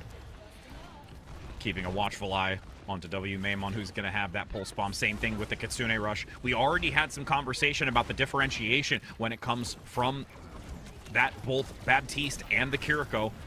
How will that fend here? As W Maimon looks for the flank, there's the Kitsune Rush, goes for the stick. Immortality Field gets the coverage, but Illinois State University says it will far surpass your amplification matrix or any defense, that they don't even actually get it out in time. And you're going to have now ISU swap it back. Yeah, and I mean, ISU really did well in terms of that engagement, using that Kitsune Rush, just completely blitzing Maryville, but Maryville's not in a bad position in their own right. Ant Matrix is going to be huge here because it's going to be able to take space. There's not really any peel or ability to block any of that incoming damage, and look at all the spam that Maryville has. This Ant Matrix is going to do wonders for just creating space, even if it doesn't get any kills. But Lethal takes down King, huge. Insane shot, Juby's down, and that's a fight just in the win, completely in the neutral, and that means no ultimates are going to be used from Illinois State, and they can farm up themselves towards their own. Great play from Lethal there. And they're going to check them even harder to push them back, giving them now a position of where this leans into that final fight territory because they've been able to get that elimination. So now it's all on this fight for Maryville with a stack full of ultimates just about to come online. High Noon gets two! Oh my goodness! Setting it up and laying it down, just instant pickup. But with that being as fast as it was, Maryville should be able to actually get another attempt at this. Yeah, it's weird. They won the fight almost too quickly, it felt like. Maryville also are going to come into this fight with 4 ultimates. That dupe is going to be the big one. But look at King. He's in no man's land. He has to dupe out. And he dupes a Tracer into the recall, goes for the triple dash, and completely mesmerizes us, able to go around the exterior of the map. Now contesting back onto the point, entering into it. The Deadeye from Vision forcing back Illinois State University as they do swap it over. Maryville is in control. Now they just have to weather the storm. The sound barrier from Admiral gives the coverage as Kappa continues to dwindle. Cage is active. The focusing beam isn't enough. It's blocking the incoming fire, and it doesn't manage to give them coverage. They are denied that protection by Juby. It swaps over again. ISU pressing onto this point. It's going to have Skyle as well, fueling them with the Kitsune Rush as they press back into it. Maryville in a perfect position to try and take it away, but ISU by the final margins able to outmatch Maryville. What a disgusting cage from Kuffa there. I mean, that fight actually could have been completely different if Dante hits that Terror Surge and gets the sound barrier, but the cage blocks it from hitting Dante, and Dante just gets completely eliminated, and that sound barrier gets not the value that Maryville was looking for. So clutch from Kuffa in the end there. Great play. Whoo! You know what? We were already talking about how exciting, match one was. We're setting up the stakes here for this one. Round one, 99-99, literally on the knife's edge. It's gonna be a brawl. It's gonna be an absolute dogfight. I'm so ready, Rich. Oh man, I hope y'all got popcorn because I'm gonna need some after this one just to enjoy it as I rewatch it again, because we do have the control point active in 25 seconds. Dante now entering onto the Winston alongside Kuffa, and Kuffa with this Winston is a very, very scary thing. You have to be extremely cognizant on how it plays. Yeah, we'll be seeing Dante as well onto it. But Vision already takes down Kuffa with a nice rail there, and Lethal gonna try and take down Dante, but not gonna matter without this tank and without this Kiriko. That's gonna be a fight completely over. And if there's anything we know about Vision, right? If Vision starts cooking, be careful, right? Lethal, no slouch in his own right. These two were teammates in the past, but Vision is completely and utterly a carry hero on something like this Sojourn, and gets another one onto Kuffa. Oh my goodness, just cooking a filet mignon right now. It's got rosemary, it's got thyme, it's got that grass-fed butter just basting garlic. it right now. You gotta get garlic in there, bro. That gotta real get garlic in there. And you can just see how clean it is. And at this point, ISU is going to have to be very careful in how they entered into this because they're spread so defensively for Maryville. Oh, but Vision's got to bail. Yeah, Vision has to get out of there. Not unfortunately, just gets out in the matter of time. But here comes the engagement. You can see Vision close towards that rail again, playing carefully. Doesn't want to be able to get hit or dove on. You can see the Kiriko also just kind of with him in this moment. So now taking the high ground, this is going to be a great position for Vision to hit from on high. I also really love this slow play. Maryville making sure that they are playing a lot more just tempo controlled. They're not over aggressing when they absolutely don't have to, and this is something we mentioned even earlier when talking to Neb, where you don't want to show any sort of weakness. Play to your strengths, because if a weakness is exposed, your opponent will capitalize on this. And now King underneath, Pulse Bomb looking to dive in onto a stick, but no, the jump from Kuffa allows them to elude the stick.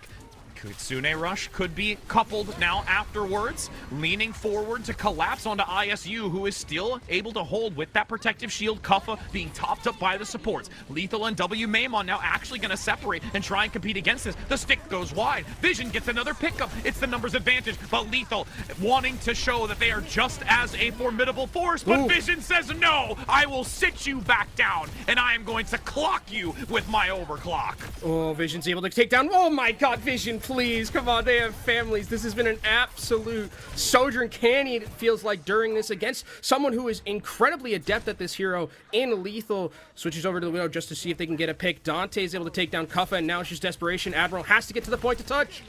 Not able to do so. That is a 100-0. My goodness, we just going blow for blow. One takes a right hook, the other one gets a nice jab. It's just gonna be a thrilling evening, friends.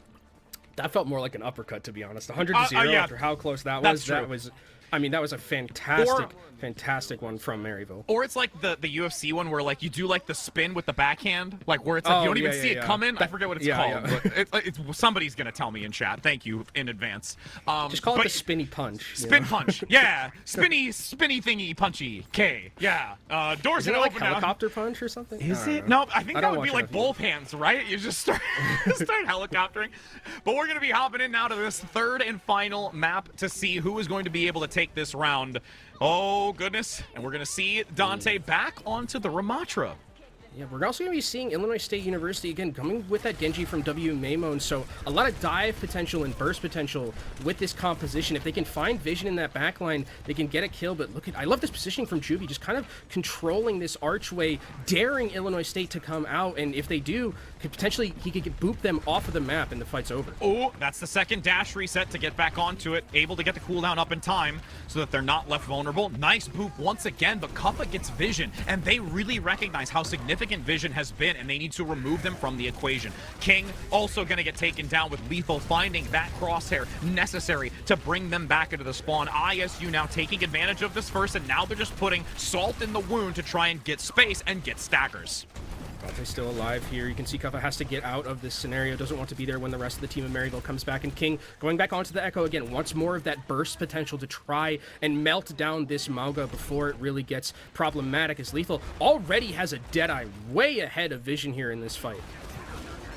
Curious of how quickly that's going to be active. There's so much damage onto Lethal, Suzu? but actually still keeps him going. Kuffa gets the recovery onto Dante as well, so now it is going to be a cleanup here for ISU. There is still some contention. Bobbing and weaving here from King in the back. There's trades that are coming through. King? It's still ISU. It's going to be Admiral with a boot that gets the counterpart taken down, and ISU is at 40+% as the taxi comes in to bring him back. That was some insane peel. I mean, it felt like Lethal had no right to live there, but the Suzu and just everyone kind of hugging Lethal to make sure he didn't die during that Deadeye keeps him alive, and they're able to find a couple of picks off the back end. Illinois State now, they're the ones in a huge amount of control, and a lot of ultimates available here. Deadeye start things off for Vision to try and create that space for the team. Ooh, W. Maimon getting in a dangerous position, but has the deflect just in case as they move away. Magner Nade gonna get tossed into the mix to see if they can get any stick for extra chip damage. Now with the Kitsune Rush active, Sound Barrier being held onto until absolutely necessary. If there is any sort of detriment, the duplicate comes in onto King. Juby can't actually give the protective shield like I mentioned, so that secures that ISU is going to be able to stabilize once again. And now it might have been 100-0 for Maryville, but ISU says anything you can do, we can do better. And this last moment, I'm not sure if Maryville's going to get a clean contention. Great focus from Maimon, though, taking down the Lucio, knowing that the Sound Barrier was the difference maker. Juby's going to have to try and go around and see if he can proc that overtime with the Sound Barrier. Are they going to be able to do it? They get on. It's going to be King or Vision getting on there with that Tracer. Now the Sound Barrier is going to have to be key here. Cage active, locks them in place. Sound Barrier has been carried over from the previous fight despite them not being able to use it before. Admiral rounding the side, giving the momentum for Kuffa to keep holding this angle as Lethal shuts down King. The high noon again, forcing them back. The sights continue to close in. The clutches, the darkness surrounding Maryville. As you've got Illinois State, though, starting to get extremely low. There's a potential to cover back into this with that annihilation. Can they top up Dante? Dante's surviving. The supports are keeping him going. Squid is fueling him at this point. The Suzu as well with the ability to get that immunity in the backside as Maryville catches me off guard and says, no, Rich Rad, it won't be a 0%. Maryville survived by the skin of their teeth there, and it actually looks like they're going to switch up their composition. Dante's actually going to go over to the Ursa. I love this decision, right? Just catch Illinois State off guard because they think that there's potentially a Ramacha there, but the Ursa worked really well back on University, and you didn't have your ultimate anymore, so it's a great swap from them, but Juby's dead again! Oh no! Lethal gets the pickup. That's so significant. Again, now you don't have the mobility for Dante, who's caught out a sitting duck. The Kitsune Rush far too late. W. Maimon gets a cleanup onto 2 with Lethal opening and closing the eliminations in this fight to guarantee that ISU is going to be able to take this first map with a 2-1 score, and quite a competitive one to say the least. Illinois State going to take this one. It's just a matter of time, and that's going to be that. Illinois State taking our map 1, but boy was it close. I mean, this feels like it's going to be an absolute slobber knocker from both of these teams.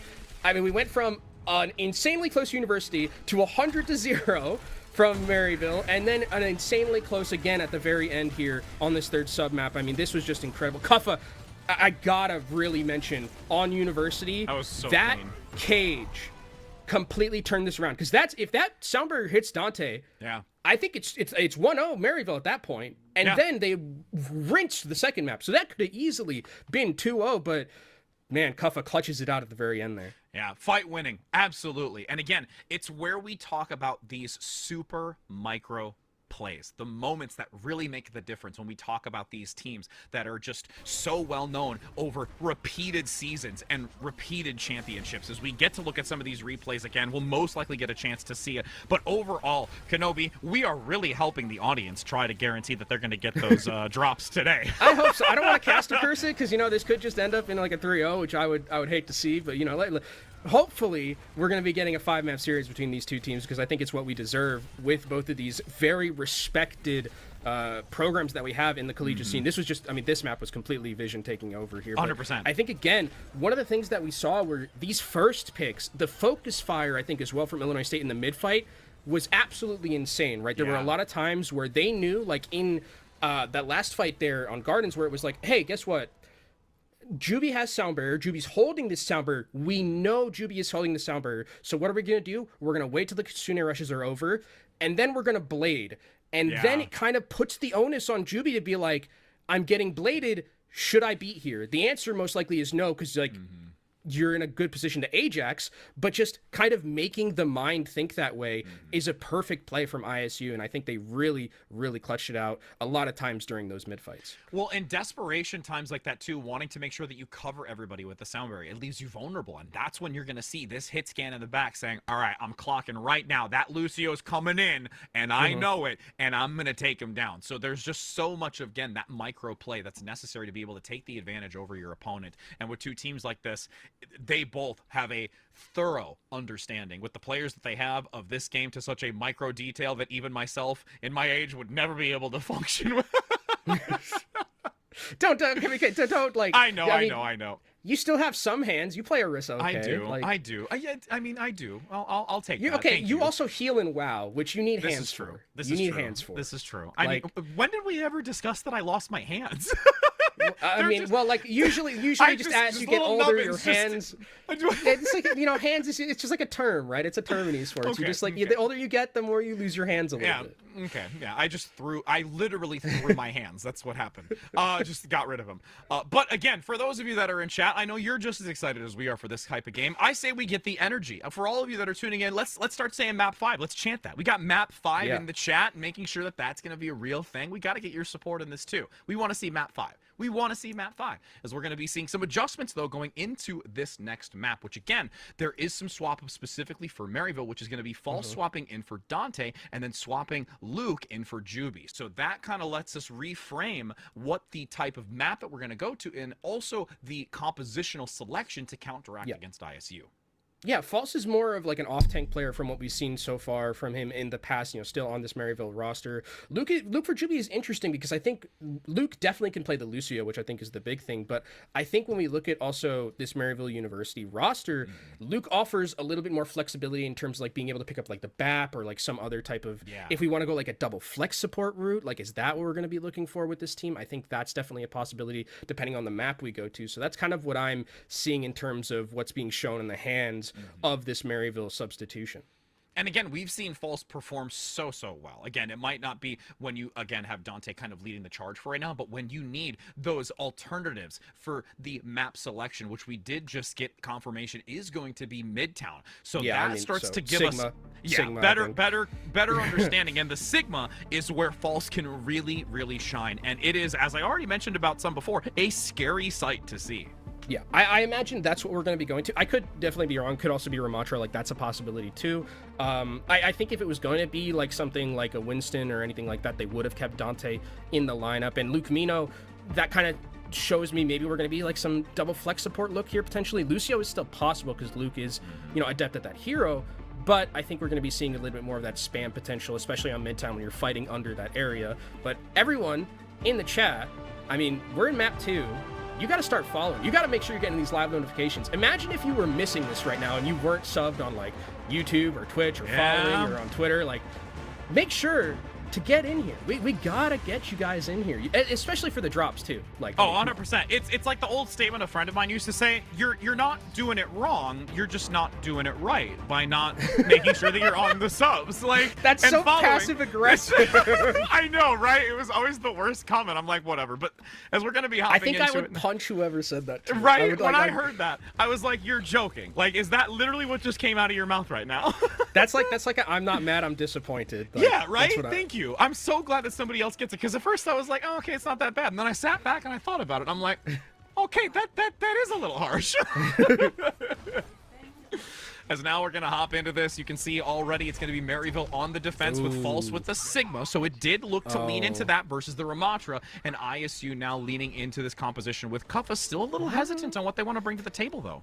Yeah, I think they're waiting to see what Maryville is rocking in terms of just their composition, because you got to hit tab, and, you know, tab is one of the most OP buttons in the game, and figure out what you're going to be doing here. But this is just a full dive comp from Illinois State University, and Suzu has already been forced out from them, so they have to wait a little bit before they make this dive. And we talked about it a little bit before. Visions on that Hanzo. The patented Hanzo is a cheat code, and already Kuffa gets absolutely obliterated.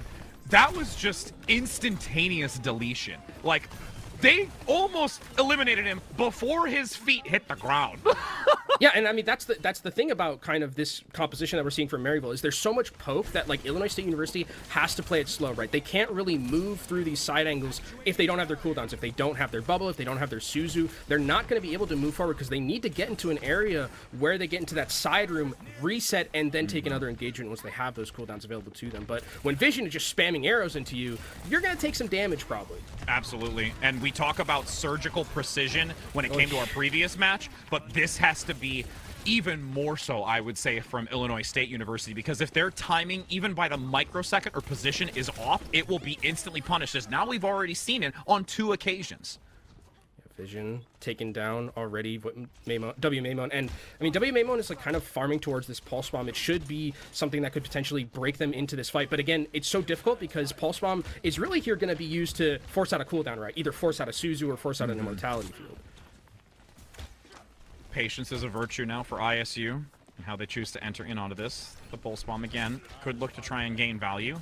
Vision, though, basically a turret, a defense tower, with these shots down the choke point. And realistically, ISU's going to have to do something. They've already lost half their time bank right now, Kenobi. Yeah, I mean, it's just they just have to play so patiently because they don't have that ability to move forward without those cooldowns that we talked about.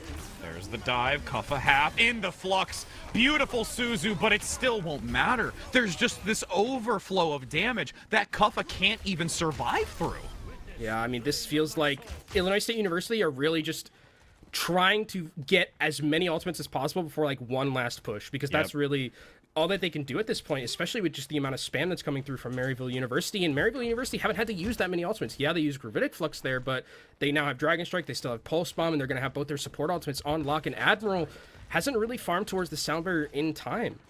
They're banking on one play to rule them all and hopefully transition into the Streets phase.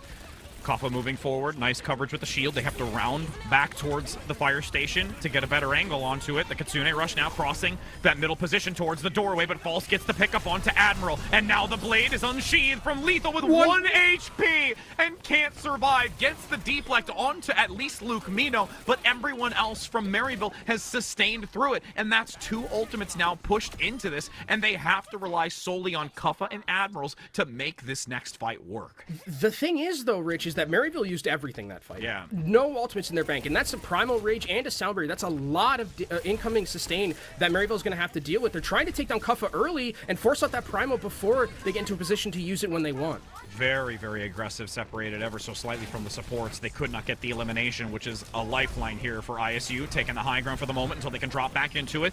Maryville able to give ground for the time. They can sacrifice a small margin of this if they absolutely have to, then to refocus and then go back in with their abilities. Kuffa still with the Primal, as you mentioned, hasn't been forced out just yet, so they really have to utilize that as a juggling mechanic. 1 tick already obtained. W Maymon leaning into the Pulse Bomb as well, but the ultimates are starting to stack up here for Maryville. False and King in the Spectrum are able to get those alive and well with the juggle into the back, attempting to trap him and knock him into the wall, but Vision is still alive while False is working in the backside. It's a 1-for-1 trade. Bolt tanks are down, stuck in the back. Lethal is removed. The damage is now dwindling. It's solely on to W Maymon to try and turn this back as King and Vision clean it up with a team kill. That was a bloodbath on this defensive side, and it will be Maryville able to deny that round push on the first point going into the Streets phase. Fantastic composure from Maryville, too. Again, we talked about it. They knew that they could give up a few ticks, and that's all that they needed, and they were able to weather the storm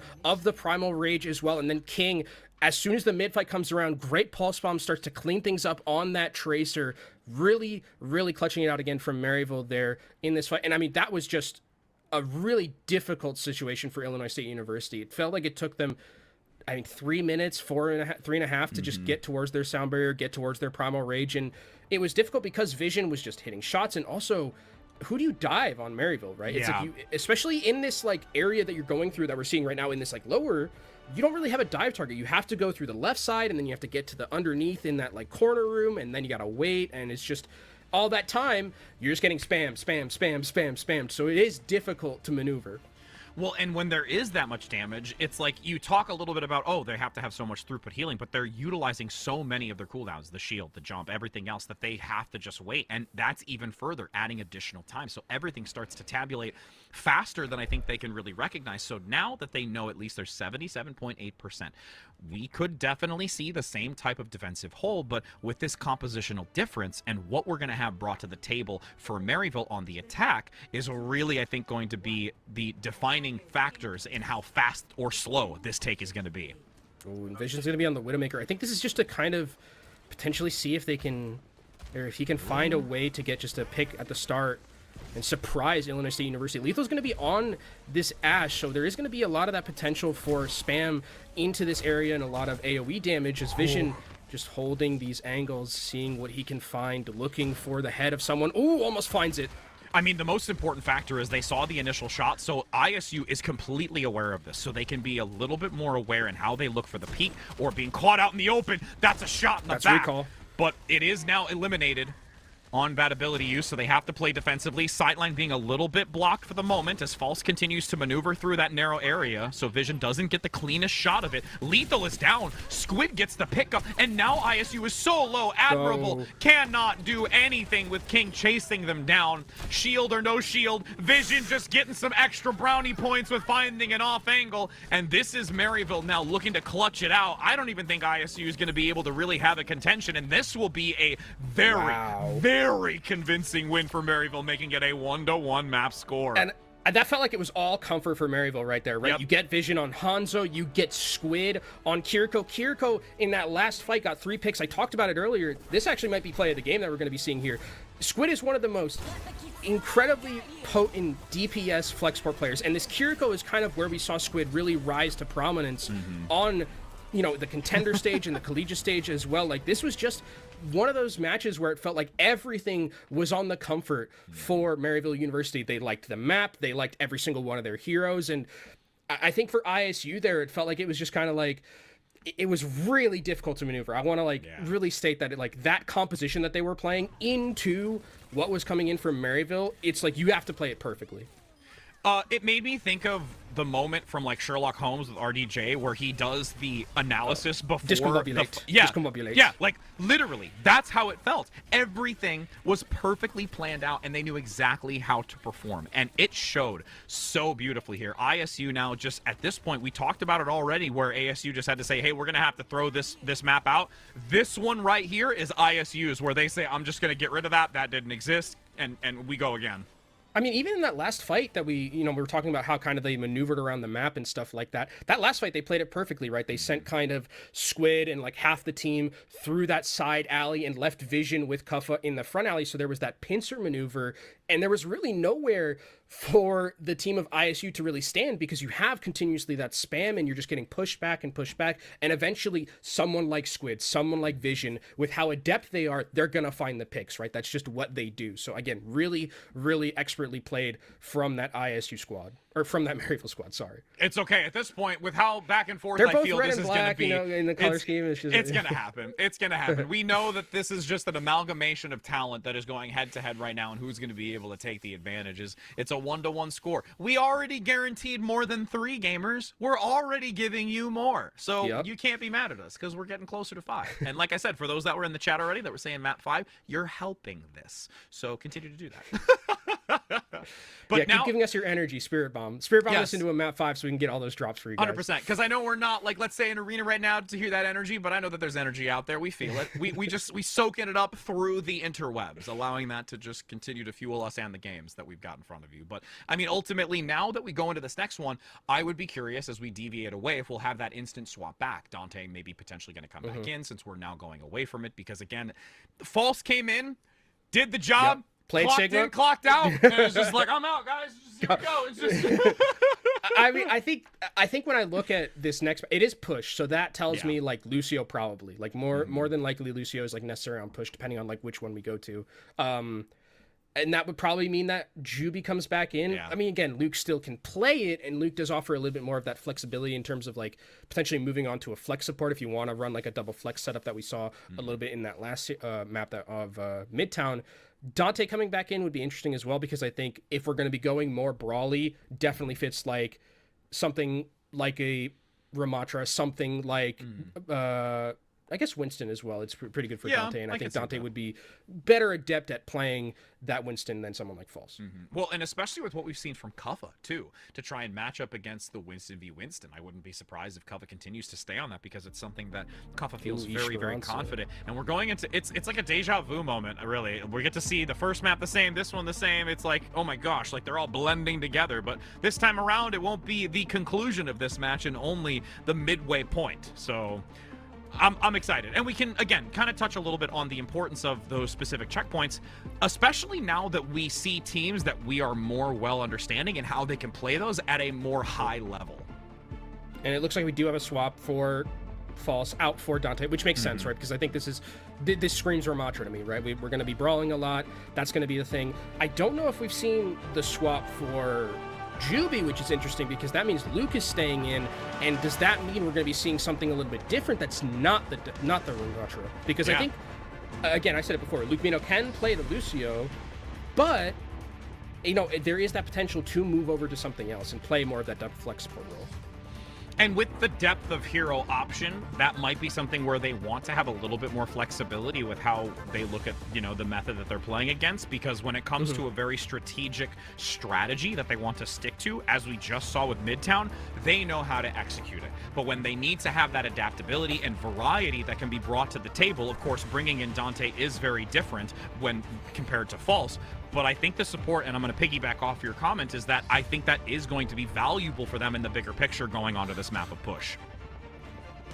As we go on to Push, and as we go on to Esports, again, the thing that's going to be the most important as we look at these two teams is going to be that first fight, right? That first fight, so important on Esports in particular, because again, you win that first fight, you're able to get yourself that space, and you're able to get yourself that high ground as well. But it looks like we're actually going to be seeing a Winston mirror, not really what I had planned, and Vision is going to be on the Ashe, so a little bit more of that long range and AoE potential, but Lethal's on that Cassidy, so you have that ability in more of that mid-range. So Vision does have a little bit of advantage when it comes to the range, but there's a little bit of utility for Lethal when Lethal wants to dive in. You can already see the reposition, managing the flanking angle. Maryville not opting to dive in close towards that bot neutral position just yet. Already a minute closing off the clock. It feels, for a strange reason, someone like Coliseum, where we're just waiting for a pick to come through. But again, patience is a virtue. Yeah, they're just going back and forth here, seeing if they can find a pick, especially with Vision on this Ashe. Wants to play more of that longer range like we've seen, as they're going to now finally start moving over towards that bot. Vision going to go back onto that high ground, though, and see if he can find a nice dynamite into that backline, but actually getting dove on by W. Maimon. That was so close. That Bionade landing gave a window to utilize W. Maimon's Tracer positioning to try and aggress onto it. Now, with a return attack, Dante needs to be cautious here, being brought down quickly. A nice sleep there. They're going to body for it. No, Vision's going to go down. ISU is able to capitalize on it. There was an attempt for recovery, but with Squid also eliminated, Luke Mino follows shortly after. This will be an ISU take, and they will be able to push this spot. Oh, Dante actually had the Nano forced on him, so Luke Mino uses Nano in that fight that looked like it was lost, and that's going to be something Illinois State have in spades right now over Maryville as we come to this next fight. And also the ultimate economy for Illinois State is fantastic, and they have the positioning now to work with, so Maryville is in a dire strait right now with Illinois State University having control of this bot and having control of this high ground. And look at how we almost find ourselves in a moment of where the patience has to come through from Maryville now, and how they want to enter into this with ISU claiming the dominant high ground. Nano is going to be great, though, to help try and give assistance. A lot of damage to guarantee that that Primal Rage can be utilized later in that engagement. A 2-positional advantage, taking both upper walls. Big Bionade to land. That's going to give Kuffa so much agency to shut down this back line. Is slept mid-primal, but the damage is already done. I mean, out of kind of like all the players of Illinois State, Skyle is like one of the lesser known ones. Skyle is absolutely carrying right now. I mean, the sleep at the start on Division, these antis have been absolutely phenomenal, just completely wrecking Maryville. And Illinois State right now are in full control of this map, should most likely get this checkpoint as well. And this is where it becomes so difficult for the opposing team to deal with this high ground. And with the checkpoint just being, just managing to get it. So the spawn has been captured. So you get that closer spawn position. Illinois State, again, getting one small advantage after another here, and realistically, Maryville, really shoe on the other foot. It's a different shift of time right now. Oh, the juggle. Downty's going so aggressive onto this Ana in the back. We'll look to just bail out and regroup with the team as they pushed it back to neutral. Yeah, but I mean, Dante can go back in here with the nano that's coming in from Lucolino. Actually, Lethal on the flank with the high noon catches them off guard. Could be able to get enough damage. Nice shield, though, to give some protection. Dante buys them a few more extra seconds necessary as King starts to unleash the damage. Pulse pistols just shutting down Lethal and sending him back to spawn. As W Maimon goes for the pulse bomb, gets the elimination onto it. The rally is not available any longer because of the quick reaction time from W Maimon. And now Kuppa slept in his shield. Gonna take some time to wait until they can maybe go back into this. It's a trade-off back to the neutral, and the bot really just seesawing back and forth. Yeah, but Kuppa has Primal Rage and can go aggressive here if he decides to, but they're actually going to give up some of this positioning. Vision has this Deadeye, so when Illinois State decides to maybe take an engagement here, they may go down, but Vision gets antied! Oh, no! They actually collapse on it and take them down. The Deadeye not going to be useful, and now they're only at 3 players. King also shut out by Lethal. And this is where ISU, again, is just going to punish profusely and get back to that stable position to gain more distance and hopefully work their way through that archway out into the open space near the bus. Dante uses Primal here. I mean, I'm not sure about that one. Maybe this is just because he's going to swap and go on to something different, but that Primal Rage was probably a little bit too overzealous there in a fight that was completely lost, and doesn't look like he's switching off of it, so maybe just a desperation ultimate there, and that's one that Illinois State will take happily for themselves. But right now, I mean, Skyle is on our POV. Skyle has been absolutely incredible, right? These anti-nades are completely turning these fights. Kuppa now able to get out. No two worries here. Gets that bot in a position to where they can hold on this high ground a second time. Looking for those long-range right clicks, which is doing a lot of work onto King. Now with a nano, jumping forward, Dante with the damage-boosted Tesla cannon, doing quite a bit of work, but the Primal Rage is active. Now looking for the juggle. A return from Lethal with this Deadeye. Nobody really in sight. Can they find an opportunity? But everyone hides. Kuppa gets a pickup off screen with Vision down, and again, they are constantly punishing Vision. Skyle with the Pulse Bomb now brought down, but this is still ISU despite the chaos that's ensuing underneath this bridgeway, and they go for the pulse on the shield. It's broken, so they can potentially follow up onto it, but Dante is left alone because they've actually divided and conquered the supports to the tank. I mean, these fights are so incredible from Illinois State in the mid-fight, right? They don't seem like they're lacking composure at all, and even though the second map was just a complete wash, this one feels like it's the complete opposite of that. They are in control fully right now. Skyle with that nano boost, throw this one onto the Tracer, throw it onto the Winston. It's kind of dealer's choice with how the fights are going to end up going here, and we have to be looking for that anti as well, especially with this high ground position. Kuppa still holding ground down below. Vision gets a big pickup, though. That's absolutely necessary for Maryville to start working their way back into this. 3 minutes and 30 seconds, and they have to get back into this neutral position and start working their way to that checkpoint. Shots fired, but not really a clear opportunity to get an elimination, and there's so much pressure onto Vision with Lethal maintaining this high ground. Mag Grenade gonna just, latch to the sign for the moment as... Oh, goodness. Luke Mino playing underneath, can't quite find a clean sightline to top up Dante, who does have the Primal Rage, but would not like to have to force it out so early in this engagement, but ultimately has to. Hit by the Bionade. The sleep goes wide. Kuppa is low. This is a turning point, but you're seeing ISU look to draw out for a moment longer. Maryville actually able to take advantage, finally, and bring it and surpass it to that neutral position. Dante played on a knife's edge with that Primal. I mean, trying his best to dodge that high noon, but also making sure that Lethal wasn't able to get the rest of the team with it, able to survive, and that's a great fight win for Maryville, especially just using those singular 2 ultimates. Now you have the Nano Boost, you have the High Noon, and the Pulse Bomb as well. A lot of key ultimates that are good at just creating that space, but also securing kills. And now as they move through this archway... Great anti. Yeah, big. Kuppa needs to be so careful before going into this. That actually could guarantee them a great position on the checkpoint, where ISU is going to have to leave themselves vulnerable to contest against it out into the open, and King's taking full advantage of it. The Pulse Bomb doesn't stick, though. That's absolutely necessary to give ISU a chance to recover from this, but they reach the checkpoint. Nobody touches it. Now, Kuppa's trying to get towards this Primal Rage. They need it right now, as we can see W Maimon in the backline with the Pulse Bomb. Illinois State just waiting patiently. Now here comes the nano onto Dante, but Dante is stunned noon. and antied. Can they get a pickup? They've given enough coverage. They don't want to breach or risk stepping out into it. So that was beautifully timed by Vision to get Dante out of this really unfavorable position. Nice coverage with the shield to guarantee there's no follow-up onto the pulse bomb. But the nano, a beautiful denial knocking them back, but it's still going to be the mag grenade and aggression by a primaling Kuffa to turn this back around. And it's another anti from Skyle. Hits directly onto Luke Mino, and then an aggressive jump in from Illinois State with Kuffa and with Skyle hitting that nano onto him. The Primal Rage just to secure that fight.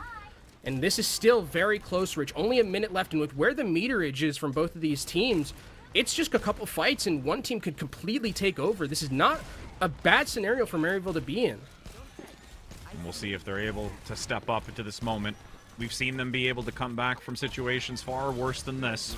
As you can see now, the high noon active by Lethal. Everyone gonna tuck tail underneath, making sure that they're covered. But Squid is left in the open! They didn't know the angle they took! So now with only 50 seconds, Illinois State has the numbers advantage and are continuing to force back Maryville. The aggression forward by Dante, attempting to gain space, but he's getting picked up even further.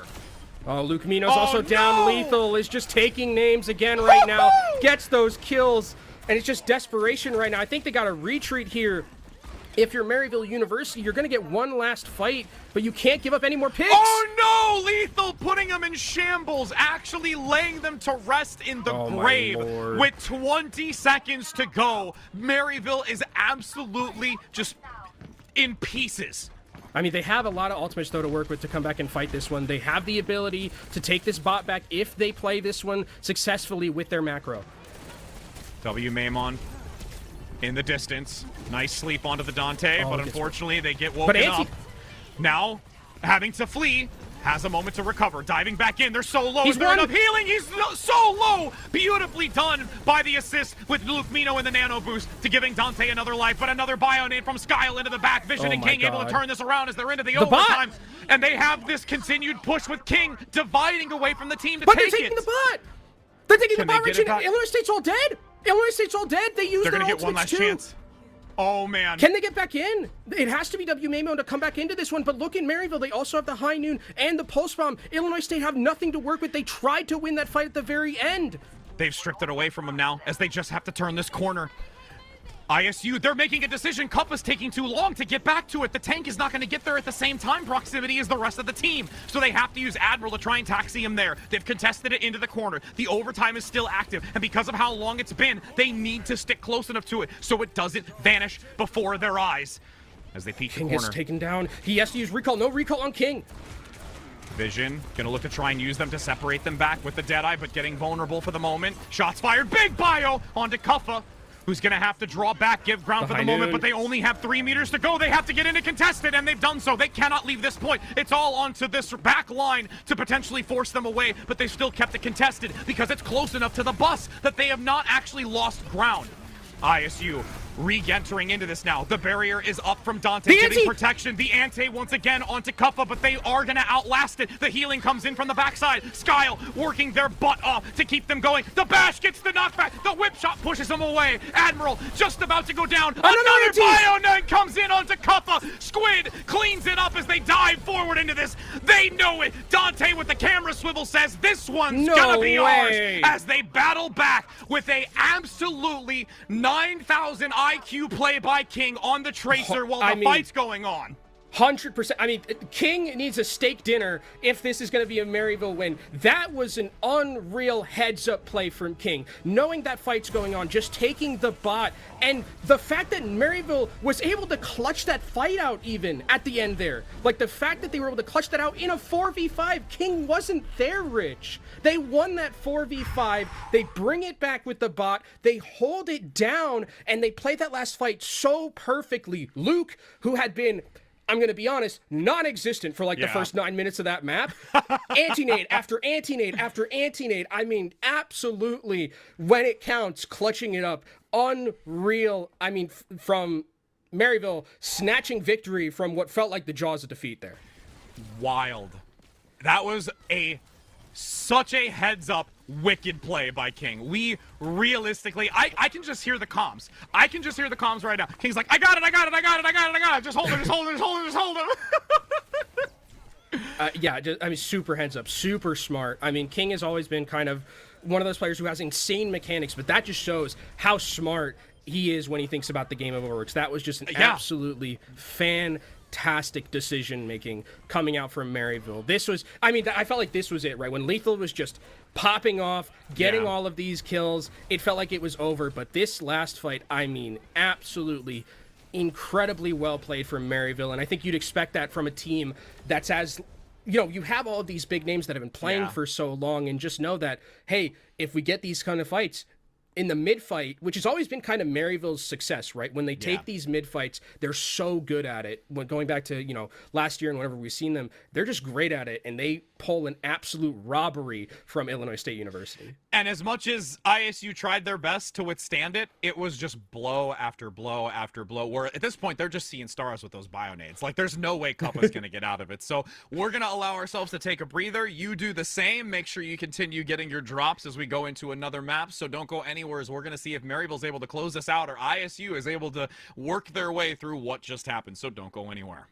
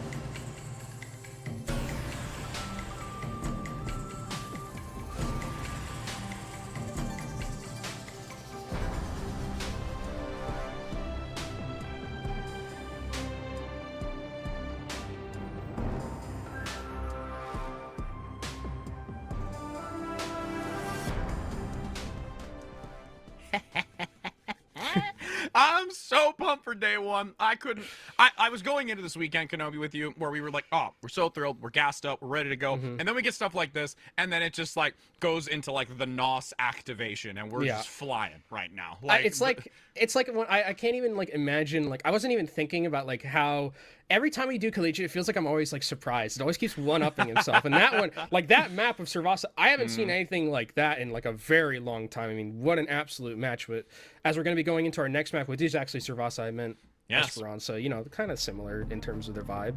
There's the syllables and those kind of things, and there's letters in both of them, Servasa and Esperanza. Yeah. There's the A, the E. What is it? The vowel, or what is it? The vowel consonant. A lot of that, I guess. I don't know. That's a consonant, right? Right? I had to go back to English 101 for a hot I'd like to buy a vowel. I'd like to buy a vowel, absolutely. There's a lot of A's already, so at this point, I have got one other opportunity. But yes, we're going to be hopping into Servasa. Again, one that we haven't been able to get to see so far today because it was a 3-0 map that we did have earlier. So now we get to have the first exposure to it going into this day one of match 2. And this one's always very interesting how the initial point in the center transitions into the second one, and depending upon the timing of how one of these teams takes the initial victory on that fight. Yeah, and I think as we look at this map in particular, it's weird because we saw like in the last map in Esports, we saw a lot of that Winston stuff. This one, it depends on like I think the point that we're going to be going to, but it feels like a lot more brawly, which it looks like based on the champs the heroes we're going to be seeing right now. That's kind of what we're going to be getting. We're going to be getting more of that brawly style. Dante's going to be back on that Ramantra. Vision is on the Sojourn, and I think one of the things we're going to be looking out in this Sojourn matchup is that Vision isn't shooting into shields, so Vision realistically should have a little bit of an advantage when it comes to gaining that rail charge. Not to say that Lethal can't do it, but it might be a little bit faster for Vision. Definitely more advantageous. As you can see, a couple of shots already from Vision on the outskirts.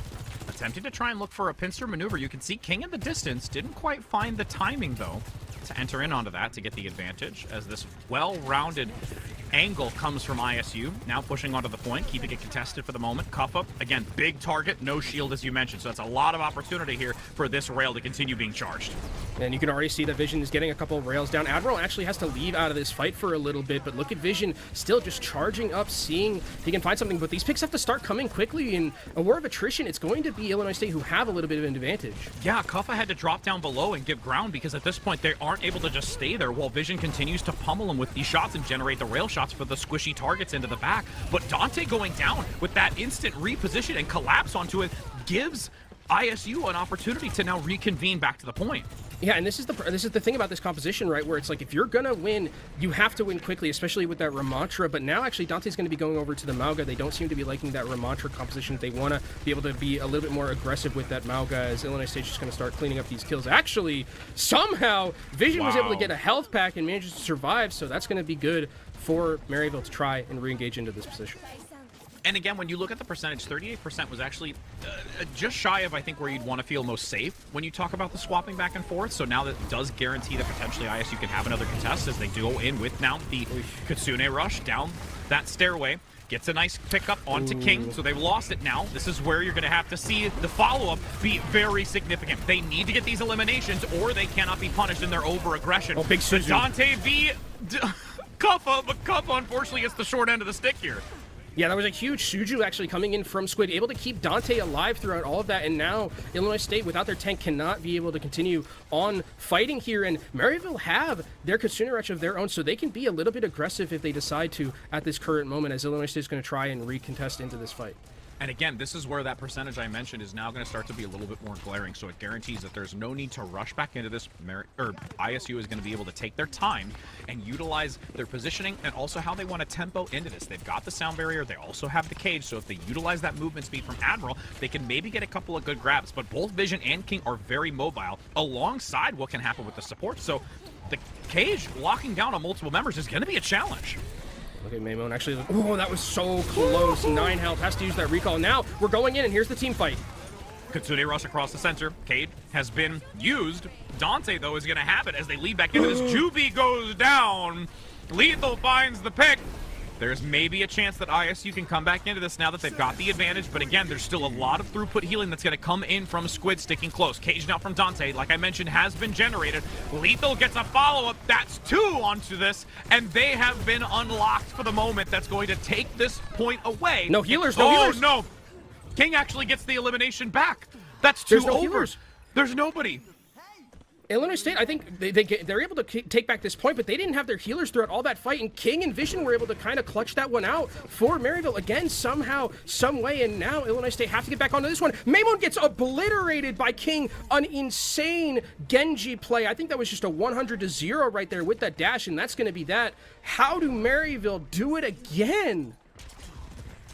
Ooh, boy. Maryville able now take this first, and we'll see how they transition into the second point now that's going to be open.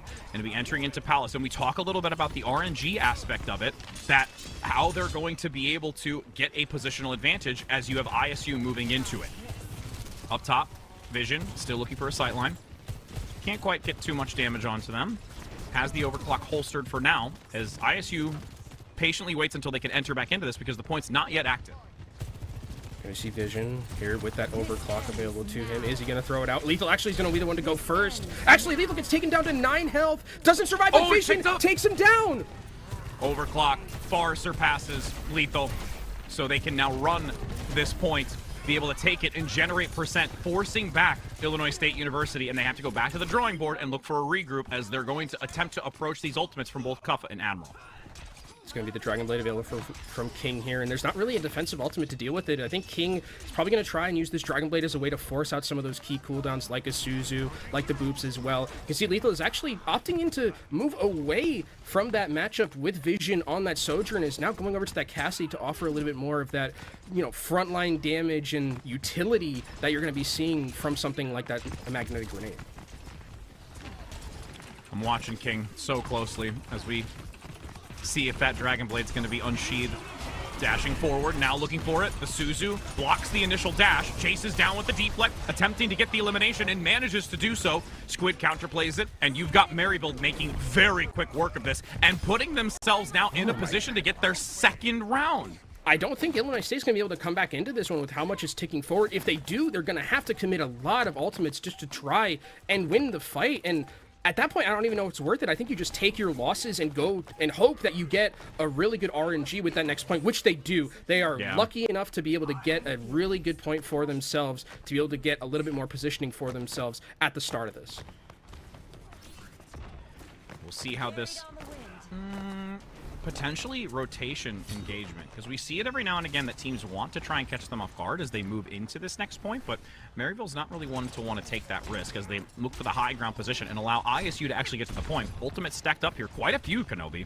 Yeah, you're going to be looking out for these sound barriers, especially with both of these Maugas close to having those cages. It could be able to block some of that damage. Charging in, Kitsune across both teams. As the blade from W Maymon waits to be used. Now, Cage active. They're locked together. Sound barrier as well. Protection is available, but actually not going to contribute it into this.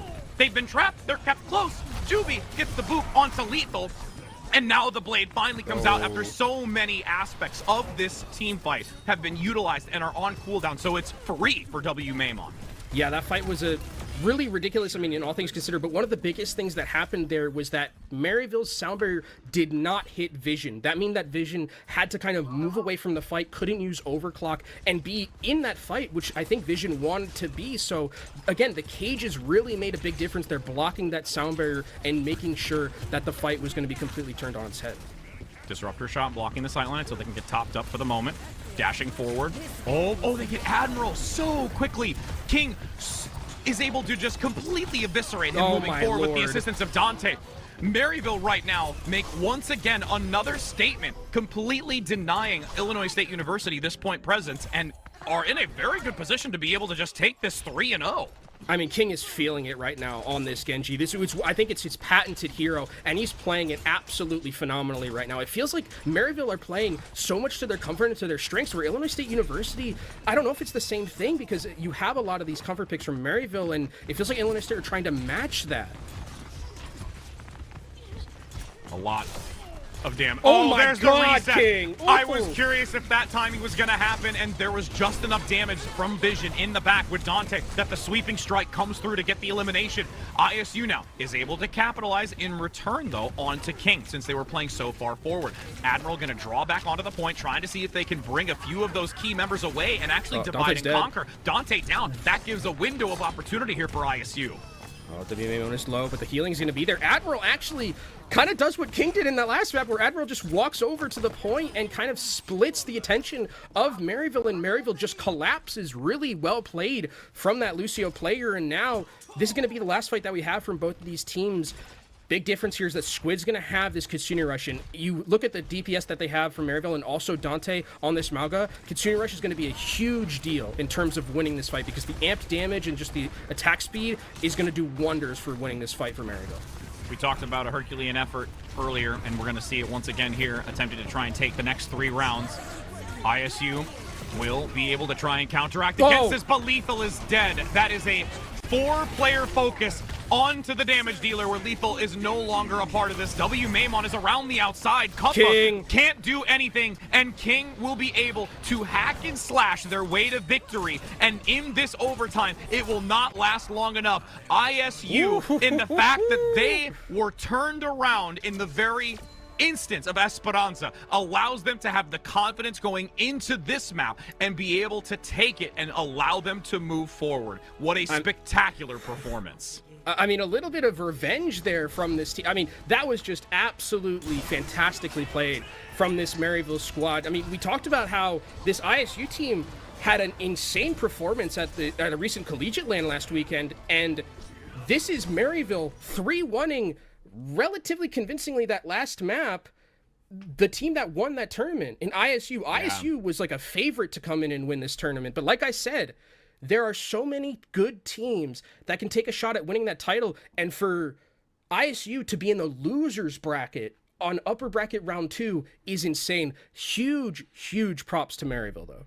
Absolutely. And one of the things I guarantee you that ISU is going to say, because I think you and I ourselves over the course of ISU has always said, yeah, no, we're going to do the run back. You know, that's just what we do. We go to lower bracket and then we have to work our way through the bottom. So maybe that's, you know, continuing to be their strategy. But nonetheless, Maryville right now, with the way that they perform, is absolutely a team to fear. And again, we have to highlight some very significant individuals that have made a world of a difference, King specifically, but also just overall as we look at outside of just that specific map in and of itself. As, you know, we can really start diving into that and seeing how they're going to feel as we've got the interview coming up, as we'll head to a short break before we enter into that so that we can get that interview underway.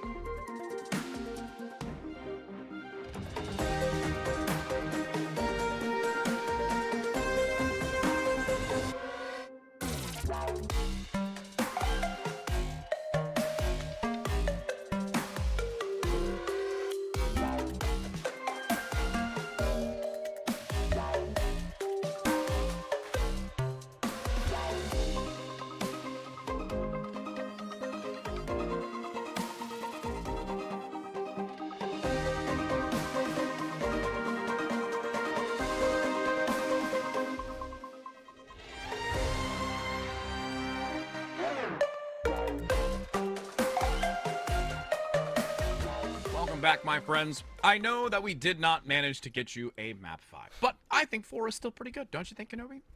I think so. I think it's good for the drops. Absolutely. Going to continue to gather up and gain those amazing sprays through the drops, as we're going to be able to, get an interview underway in just a moment, as we get to take a look at the replays here of just really the overarching, really highlight moments of what this match entailed.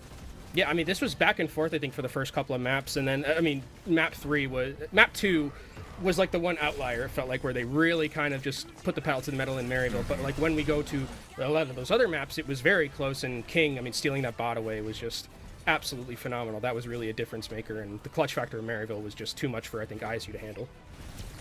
I think that's where you kind of have a little bit of that, like, mental, like, boon, where you're just like, oh, like, we literally just let that go. Like, again, like, we know these teams, like, don't allow it to really affect them, but some stuff like that can really just kind of be like, we had that. Like, there's literally no reason why we should have lost that. And then now you find yourself having to recover. And honestly, a combination with the RNG on Saravasa and then just the well-rounded play coming out from Maryville really sets them apart from ISU and is able to drop them down to the lower bracket. Yeah, and I think for ISU, I mean, I think for Maryville, they're really happy because I think ISU have had their number for a long time, and now being able to get this victory is something that they're really going to be happy with. As we now have the opportunity to speak to the one, the only Dante. Dante, how are you doing, my friend? It's an absolute pleasure to see you here performing in Collegiate. We've seen you on so many spectrums of broadcasts, and now we get to see you here in the Collegiate sphere. Hi, I'm great. We just played an awesome series. It was super close, every single map. We all feel great right now. So kind of walk me through a little bit about this series, because like, it starts very close, and then the second map, you weren't there, but it was also a stomp, and then we go to like some of these other maps. And I'm interested in what your take is in kind of the tank matchups that we're seeing, because I don't think that there's really like a set meta just yet, but what's your opinion on kind of this like Ramatra versus Mauga versus Winston type thing that we're seeing a lot of the time? I'm actually not too sure about Maga yet. This was the first time we've played against it, so we decided mirror because we were just really confident in our mirror. Like we were pretty good at that meta when it was hard meta.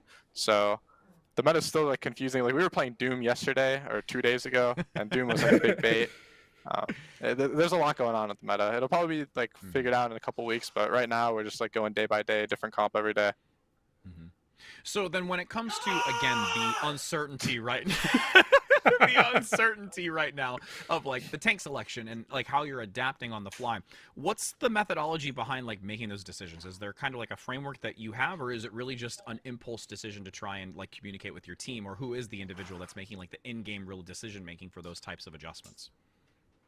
I'd say like half of it you have to consider your teammates and stuff, like what comps you want to play. Like if we have Squid and Lucan, we want to stick to Anna Brig. Like for me, I'm like, okay, I can't go any rush heroes. A lot of it's intuition. Like like some heroes just feel good on certain maps, so I just have to pick the heroes that feel good in the moment, and then just considering those two things. That's all.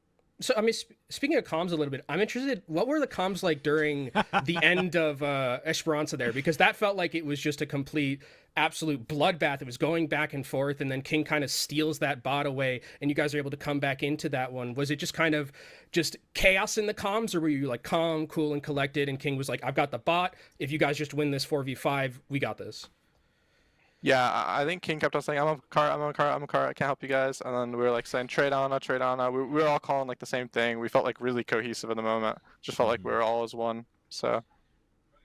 Yeah, it seemed very much cohesive, and then as you continue to move into your next map, it was just even more just solidifying that. So as you now move through this bracket and continue to face off against teams, is there another team that you're most specifically fixated on as you continue to go through this? Was ISU one of them, knowing that you took them down at least in this present moment? What's that mindset like for your competition moving forward? Yeah, I think ISU is the strongest team right now. There was just a collegiate tournament. Sorry, everyone's so loud. But No, there was just a collegiate tournament, okay. And they won. I think the last few lands have been dodgy for us. Just a bunch of unlucky things happened to us, and we weren't really able to play our best. Like, it affected us in OWCS too. So it was unfortunate, but this felt like a good redemption match. Like everyone's energy is like really good now, so that's good. Yeah, I mean, I was about to ask kind of like what was it kind of like going into this matchup where it's like ISU's kind of been like, I mean, they 3-0'd basically everything at that like recent LAN, and they've had the number of Maryville for a little bit. What was it like to kind of finally just get that monkey off of your back and vanquish this team? Does it like make you guys kind of feel like we're unstoppable right now? We can just go ahead and win the rest of the tournament? Yeah, I definitely think everyone's feeling that way. I think ISU was the best team for sure at the last tournament, so beating them feels really good. We can't get too ahead of ourselves though. We have to keep focusing on the next few matches. Like Winthrop, they're still a good team. Other side of the bracket at finals, we'll have another hard match. So we just gotta focus up, keep trying. One moment at a time, one game at a time, and we're excited to see it and continue to have the performance from all of you. You killed it today. Really looking forward to seeing how the rest of the games go over the course of this weekend and next weekend for you. So thank you so very much for your time, Dante. We appreciate it. Yeah, wait, one more thing. Oh, yeah. It was great. We earned Mother's Day off. We want to say thank you for all the moms. I want to say thank you to Stacy. Thank you to Jessica. Thank you for the tweet. That really energized us. We were all joking about it in the beginning that we're going to win for our moms because I'm pretty sure like all the team moms were watching. So, yeah, happy we won for you guys. There you go. Well, now we're going to make sure that we get that clipped, and then we can post that and then send it to them, and so that they can all get the message, make sure if they're still watching here as well. So that's awesome. Again, shout out to Mother's Day, you know, everyone that's out there. And again, thank you so very much for your time, Dante. We really, truly do appreciate it. And like I said, can't wait to see how the rest of the games unfold and your performance with the rest of the team. All right, awesome. Thanks for having me. Yeah, definitely. Thank you, Dante. It's good to chit-chat with Dante. Yeah. It's good to chit-chat. That was nice at the end. Yeah, the that was very thing. nice. That was great. I saw there was a Absolutely. tweet that I think Hunter put out that said, "Thanks, Vision Mom." So, they're doing good for them having that win on Mother's Day for their mom. So that was really sweet. Yeah, for sure. They get to now just kind of enjoy it and spend the time with them if they're able to. I mean, again, they could be Good reminder for everyone who didn't know it was Mother's Day. Yeah. I actually didn't until like 3 days ago. I didn't realize how close it was. So I'll openly admit it. I'm literally gonna probably send this to my mother, and she'll be just like, "Really, you did that?" I'm just like, "No, I remembered now because others have informed me."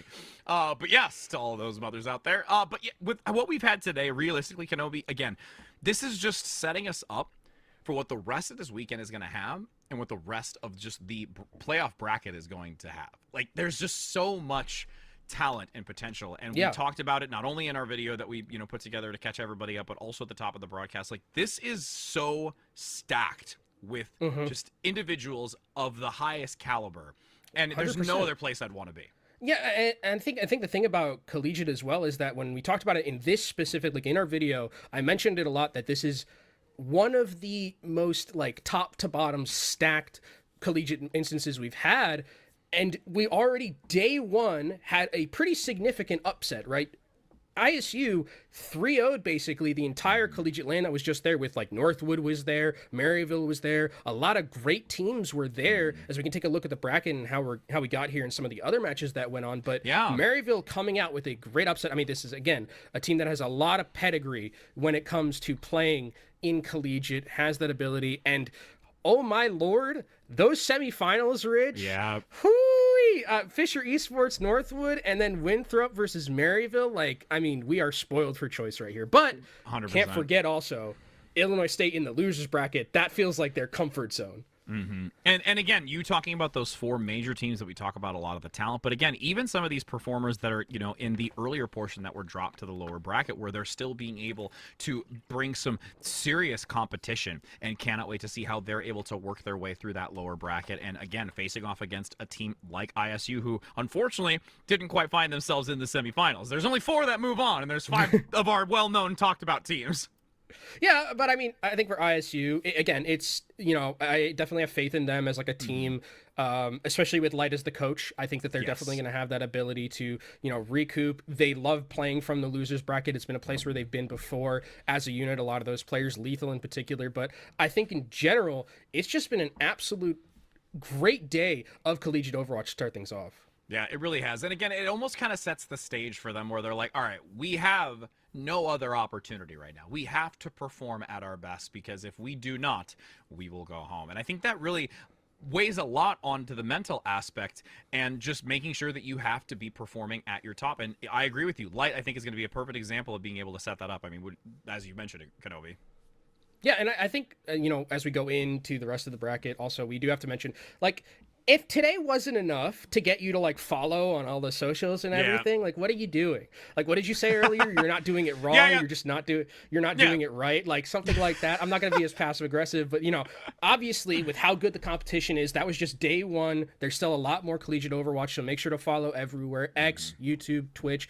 Make sure that you get those live notifications when you can get here. Also for those drops, obviously. I mean, come on, like they're fantastic. So make sure that you're following collegiate Overwatch because it's bound to be an absolute banger of a playoffs. And again, for those that are looking to continue watching, we are going to be here for the next 2 days for this first weekend before entering into next weekend, where it's going to be a little bit earlier in the day. So I know we had a nice late Friday night evening where we could all just be together here in the competition, making sure you get drops, but you got to wake up a little bit sooner. For those of you, especially in PT, where we do have the game start at 11 a.m. PT, so make sure that you are keeping a watchful eye. Know that time zone difference because you do not want to miss out on these drops. It's been an absolute pleasure to be here with all of you today. Kenobi, I know it's been a thrill, so we hope and look forward to seeing you all tomorrow where we continue more collegiate action.